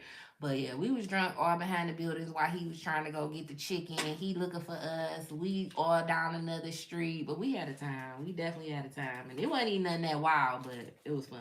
That's what's up. Should I go next? I'm not gonna tell that story. I'm gonna tell my third to first story. It involves alcohol. And we were walking. This is like we were in our early 20s. Just chilling. And then we were walking down from my homeboy house back to the block. And then next thing you know, I noticed underneath my homeboy's shirt, his shirt started barking. Didn't have a dog didn't know he had a dog underneath there because come on, like, bro, where'd you get that dog from? It was a neighbor who had like a little puppy. Okay. He took it. Oh wow. I'm like, bro, did you take the neighbor's dog? Wow. I'm like, yeah. I'm like, bro, you gotta put that dog back. Definitely. Then next thing you know, guess what we see? We saw some bright ass lights coming for us. Guess who it was? The neighbor and her 4 brothers. Wow. So looking for the dog? Yes. Oh wow. So we ran. Was he drunk or? Yeah. Okay. Yeah. I mean, I protected, but I wasn't drunk. You know what I mean? I was functioning. Right. But this fool was gone. Then stole somebody's dog. That's all I'm saying about that. The only thing I can think of, mine is a little bit more serious. I remember we all got out of a club one time, me and a bunch of people I was hanging out with, and this random dude just walked up to us with an all-white shirt. He walked up, he said, I just got stabbed in the alley. And we just looked at him, and then we all just went right back to talking like, yes. And then he said it again. I just got stabbed in the alley. And we looked back at him again. And then we just kept talking like, who is this guy? Get him out of here. Did you see him did you see the stab wound? Man, he said the third time he said it, his white shirt started turning red. Damn. Like, he got stabbed in the neck, and it was just coming out. And then that's when I felt so bad. Cause y'all really probably ain't believe him, or just we ain't believe him, like, because he came up so normal. Yeah. Just got stabbed. But then when it started actually just leaking and coming out, and the cops just showed up, and then wow. I remember a few days later, I had to go to court with somebody for another case, and that guy was in court. I guess they got a hold of the dude who did it. Okay. I guess he was pressing charges. And I didn't want to. I wanted to walk up to him and say, "Hey, it was me that day." And you came up. But I know he wouldn't have remembered me. He was in shock. I still felt bad though. Yeah. So he survived. Oh yeah, he survived. He survived. Okay, but good. man, it got him somewhere by the Adam's apple. So Damn. and I believe it was unprovoked. The dude just wanted, it was just wild. Bunch of crazies out there. See, and then that's the thing too, like being from Detroit, like you be trying to mind your business. You don't want to get nobody's stuff. You don't want to be. God, man, I think a lot. I think I said this on the last podcast. A few years ago, a girl rejected a guy in Detroit, and he unalived her, or killed her. I still think about that to this day. That's crazy. Like, bro, you they be mad. They really be fuck you then too, bitch. And most women know not to put on a show when you're rejecting a guy. Most women just, no, I'm not interested. It's still a guy. But sometimes they don't take the no. So they don't. Yeah, like we used to have a system, me and my girls, we used to be lying. We'd give them a number. We used to give each other numbers out with a fake name. And they'd be like, you gave my number to somebody named such and such. And I'd be like, yeah, that was me. But it's a dude crazy when as soon as you give him the number, I'm like, I'm gonna call it right now. Oh yeah, man, that happened to me. I gave my friend number, and he like, you ain't give me your real number. I pulled off on him like, oh yeah.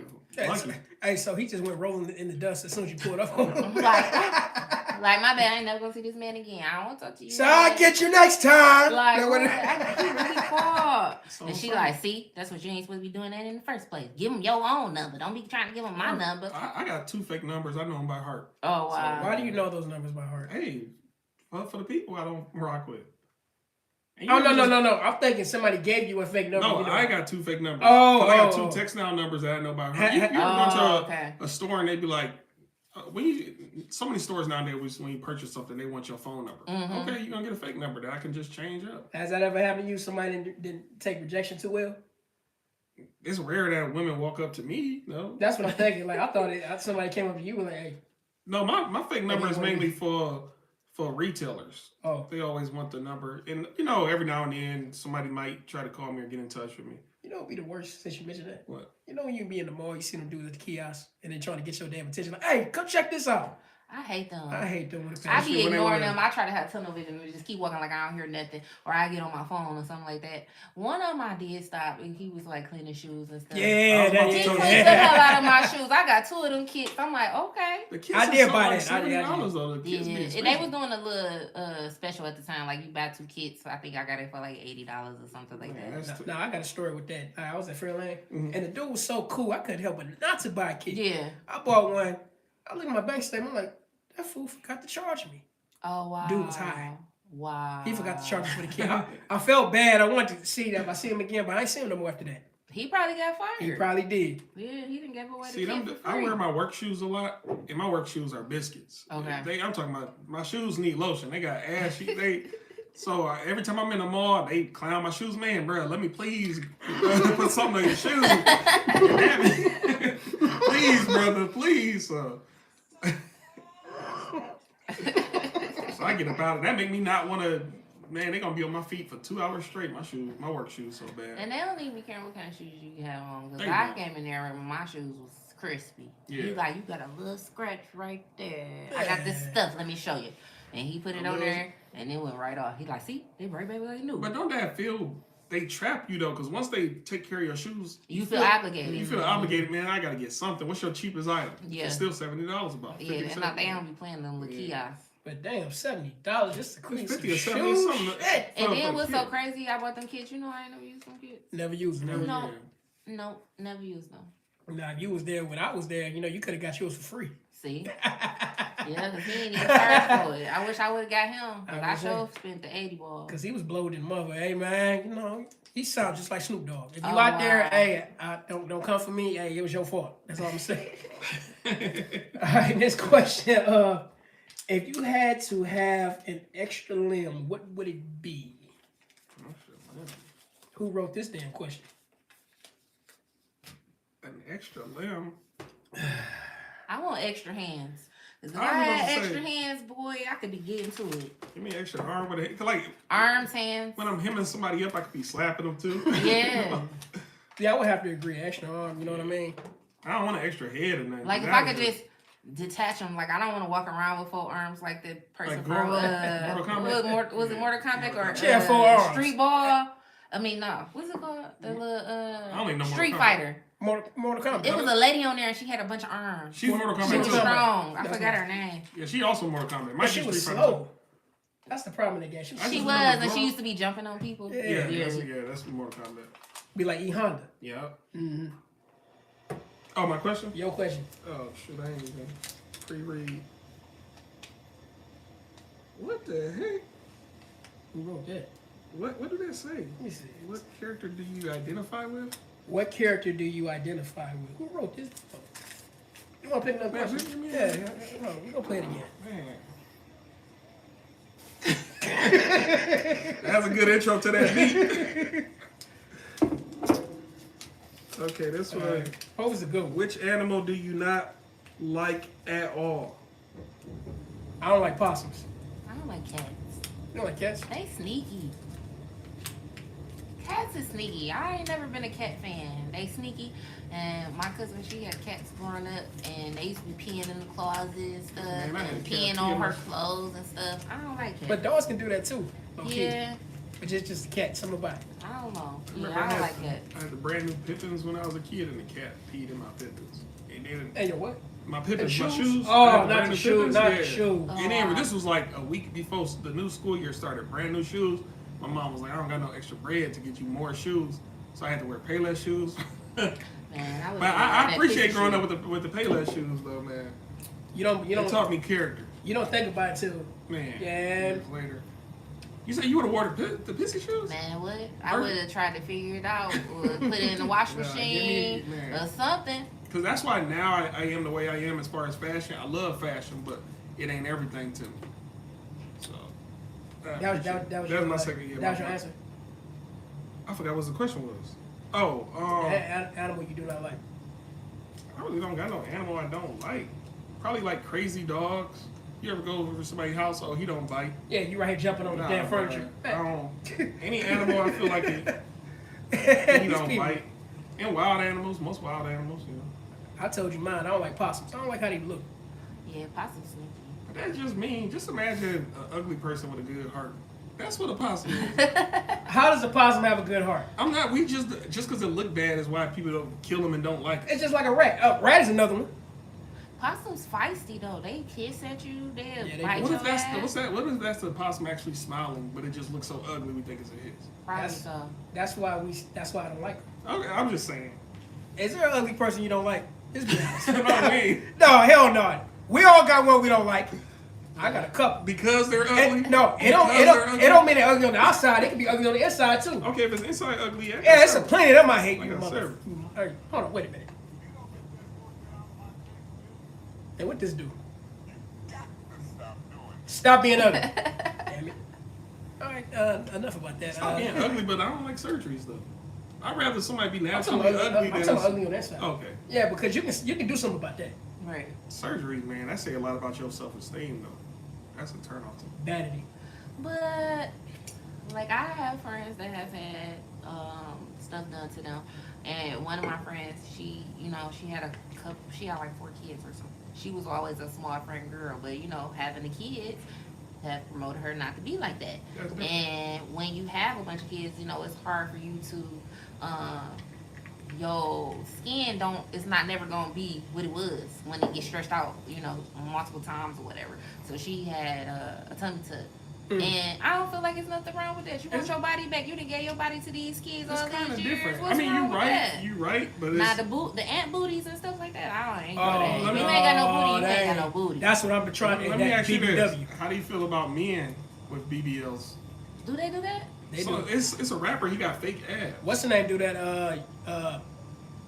Batman Kevin. Yeah, he Batman got fake Kevin. abs. Some men get lip injections and BBL now fake jersey. teeth. I kind of get the fake teeth. Everybody's teeth ain't the best, but Nah, I hear a lot yeah, of them. because if you can get your teeth fixed, and if you have, like a teeth problem, get them boys fixed. Yeah. Get you some veneers, whatever you need Some. to do. I That's hear fine. they really sensitive though. You can't eat everything when you get veneers, like cold stuff. I don't know how true that is. yeah. But I had another one too. People who went through house fires, and you know what I mean. Yeah, The yeah. skin, people Then like that. go for the yeah. surgery. But if you already don't got no kids, just trying to get chose and look prettier, that say a lot about you. You don't got no self-esteem to me. And if I don't wear all of this I'm looking at is fake, I can't take you serious. We can have fun. I can't take you serious. That's just like me taking my beard off. This is fake. This is lace front beard. You remember I used to Weird. tease you Yeah. for that. I used to tease you for that if you remember. And you know what I tell you?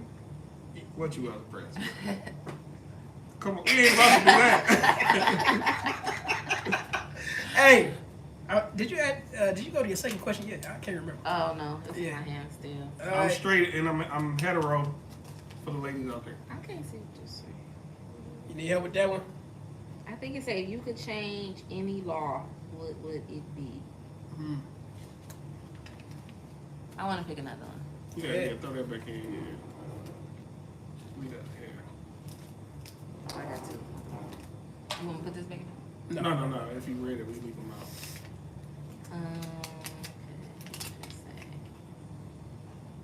Okay. Hey. Yeah.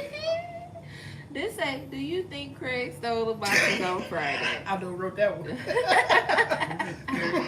Yeah, I definitely think he stole the boxes on Friday. No, I think it was what's the name? The dude who slipped and fell in the grocery store. You talking about Ezel? I think Those it were was- speakers. They weren't boxes. No, I'm just saying he the type of guy who probably would have just been snooping around and stealing them. But at the same time, he did say Craig looked like your head in the videotape. What that mean? It could I'm have been just saying. Debo. Yeah, Wait, it no, could have Debo been was anybody. I mean, Debo was. Yeah, I think Luzelle too. 'Cause Craig didn't seem like the type that was gonna steal it. don't He was care, gonna steal right? some boxes. Like he used to be high. He wasn't think about stealing no boxes. I'll just say this. He didn't say he didn't take no boxes. He never did. Yeah, he never. So we don't. 50-50. Yeah, that's true. We'll never know. Yeah. Well, I think they're supposed to be coming out with a new Friday or something. They've been This- working on it for years, late in the man. game. People done passed away now. It's not gonna be. Yeah. It's a It different ain't gonna be generation. the same. I think they should just let dead die. I mean, dogs die. Like leave it I as say it it might be is. good though if they get Chris Rock and Chris Rock. I'm sorry, Chris Tucker. Tucker. and DC Young Fly.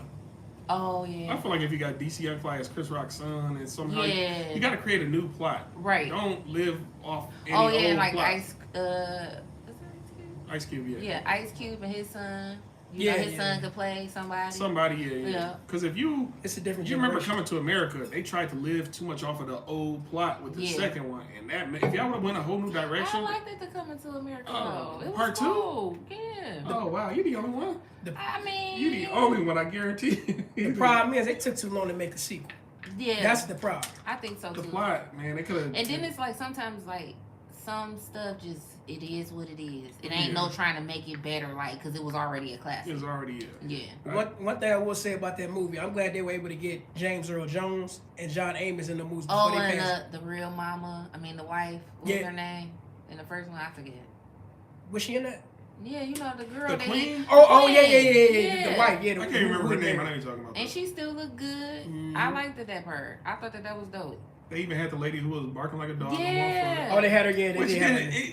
that joke? Come on, years later you still It's do. too late. Come on, Like you still working like a dog. That was funny though. That was funny to me. And Yeah. I liked it how they had Tiana Taylor and stuff. I just wish I thought that I was think they cool. needed I another liked it. script. I liked Coming to America too. I actually just watched it recently though. I just think it could have been better if it was released earlier. It could've been a Yeah. lot I this mean they was in waited the too 90s. long. It was like 50 years later. Way too long. different Yeah. plot. I just really didn't like it. They catered too much. Now, my question says right here, it's funny, we just talked about this. Would you ever go to a Lauryn Hill concert? Absolutely. Yeah. I still want to hear Lauryn Hill. You're not a Lauryn Hill fan? I'm not. She canceled a lot and she be hours late. I got stuff to do. I can't be waiting 3 I hours. don't know if she's still like that now. Like, you know, she said it was just like a lot going on at that time for her and stuff like that. She did it for a 10-year stretch at least. Yeah, but now see she back out here again, going, you know, doing different concerts and stuff, and you know, putting her old music back out here. I'll but say it's this. timeless. Her music timeless. So I'll say I feel this. like it's I'll go to a Fugees concert, not Lauryn Hill. I feel like she'll be on time with Fugees. with them. With But the other By guys. herself, I'm not even gonna chance it. Well, if she was on time, I would go. Okay, if we answer it like, yeah. If she was Shout on out time. Lauryn Hill, I still love you. Hey, I had the biggest crush on you back in the day. I just saw a video of you on them old shows. You were showing the legs. She don't show nothing now. Yeah, She be having on like a bag or something. She be ooh. That's your number one teen crush? It was definitely top 5. Okay, what about you? You had a teen crush back in the day? If you're in a I ain't relationship even now, gonna don't say answer that, that. 'cause now he all Yeah. in trouble and stuff, but I used to like Diddy. I was a Diddy girl. I I love thought you was Puff gonna Daddy say- coming up. I like all the people in trouble now. Diddy, R. Kelly, like Is it because they had good musical talent? That's why? yeah. Okay. I was, you know, I came in the bad boy era, so Okay, I well. like Diddy and Mace and stuff like Not that. Biggie? No, never Biggie. You just like his music. It's straight. But I was raised in a Tupac household. My daddy was a Tupac fan. He did have Biggie albums though, just because he was a music fanatic. Yeah, He used to have, you know, the CD racks. He had about 10 CD racks in a room that we couldn't touch. Like you talking about the old school? Yeah. Yeah, and we used to go, when he go to work and stuff, we used to sneak in there and listen to all his music and stuff like that. I Like, remember them days. but he was a Tupac fan. That's all I was getting. Do you played in remember our house how coming your up. Do you remember how your dad felt about the beef with Tupac versus? Well, of course, Tupac versus East Biggie. Coast, West Coast. Do you remember? He was against against Biggie and Puff and all of that. He ain't really messed with Oh, so them he for chose real. a side. He wasn't Yeah. neutral. Okay. And when you think about it, most people chose the sides back in the days. Yeah, but some people saw the bigger picture. Like, man, this is just a tear down of the whole community as a whole. Basically. They did after both of them, you know, unfortunately got killed. You know what I mean? Rest in peace. Because that's when everybody started coming together. Like, look, we got to stop this. Yeah, definitely. I mean, And Jet Magazine or Ebony Magazine, one of y'all allegedly ignited the whole thing, but I want to say it was a source, allegedly. no, I don't think it might have been. One of I them can't was. remember which one it was. It was one of those. Okay, but- my question. Who are better cheaters, men or women? Oh, shit. If y'all don't want to answer this, I can put it back. I answered women better cheaters, women better liars. Y'all don't be knowing what be going on. Did y'all hear that? Did y'all hear Now that? that's not to say that I'm a cheater because I don't believe in that. But I know women are better liars and they better. Hey, I gotta press this.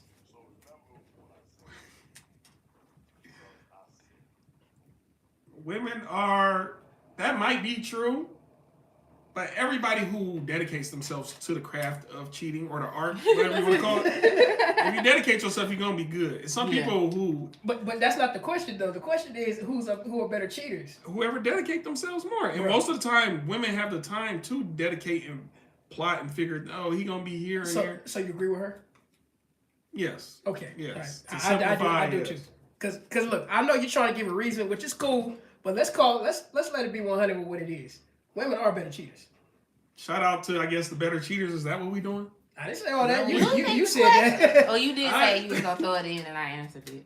So, yeah, women, I guess y'all get the trophy for that. Look, let's keep 100. Look, men are not as advanced when it comes to cheating. I'll be the one, because for one, we can't keep our lie together. No, you know what? We can't. No, we can't. No, let me I'll give you a good example. You remember when Mike Epps had that joke? He was talking about some, you had your girl on speakerphone. He was talking about, your girl have her on speakerphone. And she asked her friend, like, we in the house. Girl, you always in the house. Yeah, I told you. Then the dude be on the phone with his homeboy. Hello? Hey, man, where the bitch is at? Mm-hmm. He said, I'm sorry, brother. Yeah, have a blessed day. That is a perfect example on why men are not good cheaters. You know what? I'll say this. To the men that kind of get away with cheating is because you have a docile and submissive wife. To me, I think a lot of women, they know what's up, but they don't want to address it.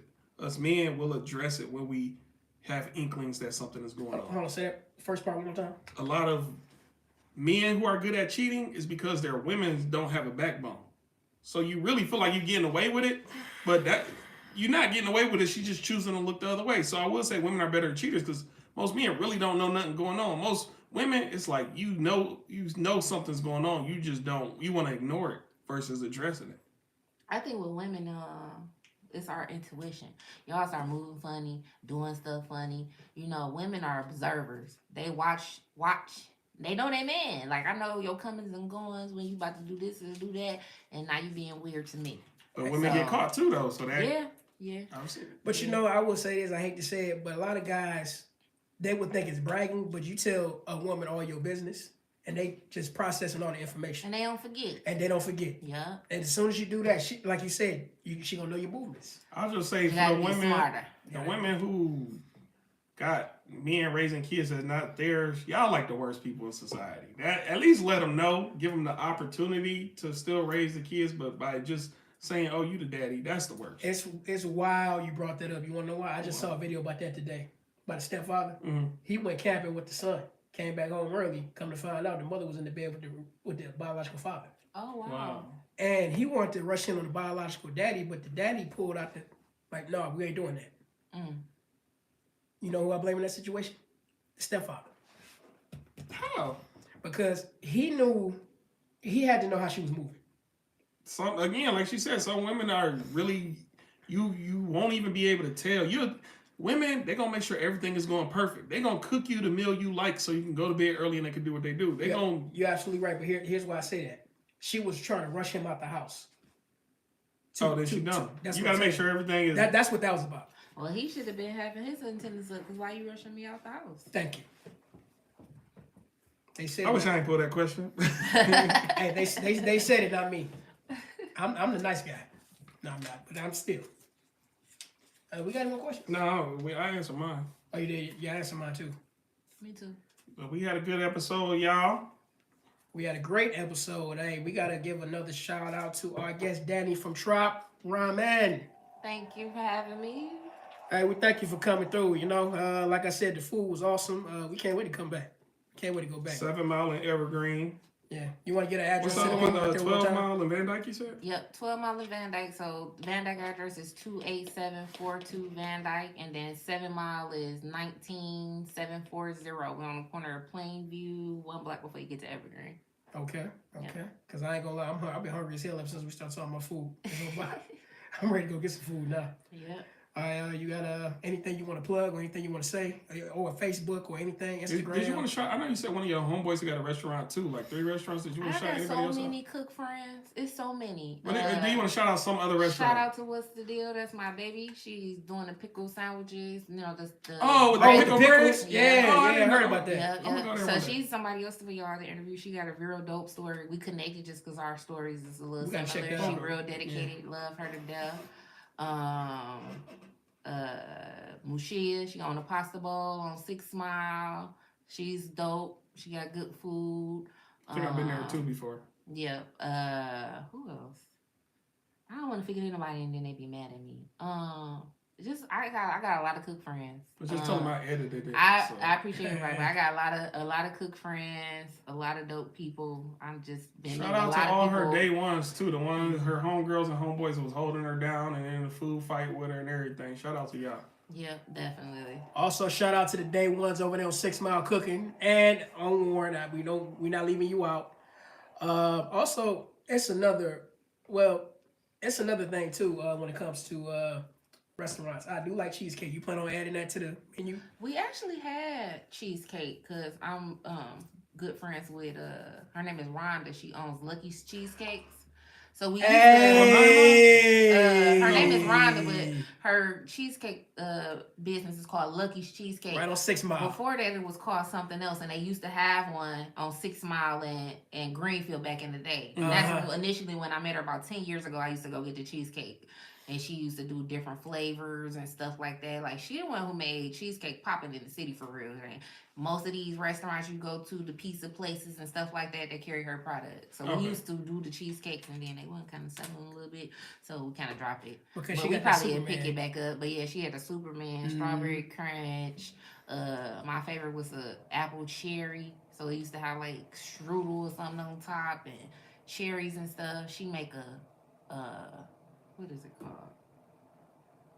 Barbados rum cake or something she make. It's so good. In my adult life, I just started liking desserts with alcohol in it. Yeah, you couldn't really. It don't really taste like a strong like alcohol taste, but it used to be so good. Bread pudding. That's what it was called. Bread. Barbados rum bread pudding she used to make so good. But yeah, I'll probably start doing the cheesecakes again. We'll do. Yeah. I just got one more thing I just want to say. Go for it. Quite off topic. I just want to let y'all know. I got people out there in California. Right now, y'all nowhere near the fires. But I just want to let y'all know that my thoughts and prayers are with y'all. I hope that fire don't do any more damage than it already done.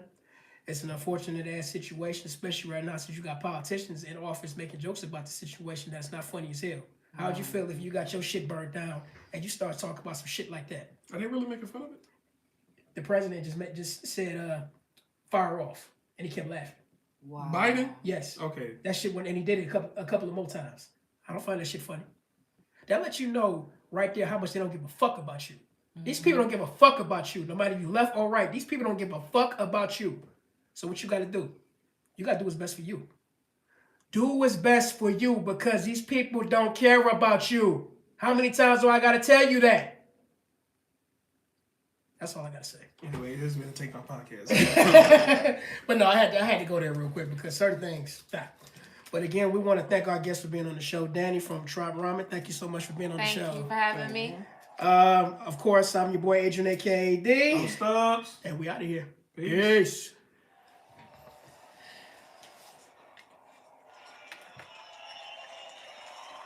Cool. All right. Facebook, YouTube, it's been real. We out here. Go check out our channel at the Takeoff Podcast. You want to see the uploaded episode of this broadcast. Peace. If you could send me some pictures, I could probably get some pictures of your restaurant from off your GPS.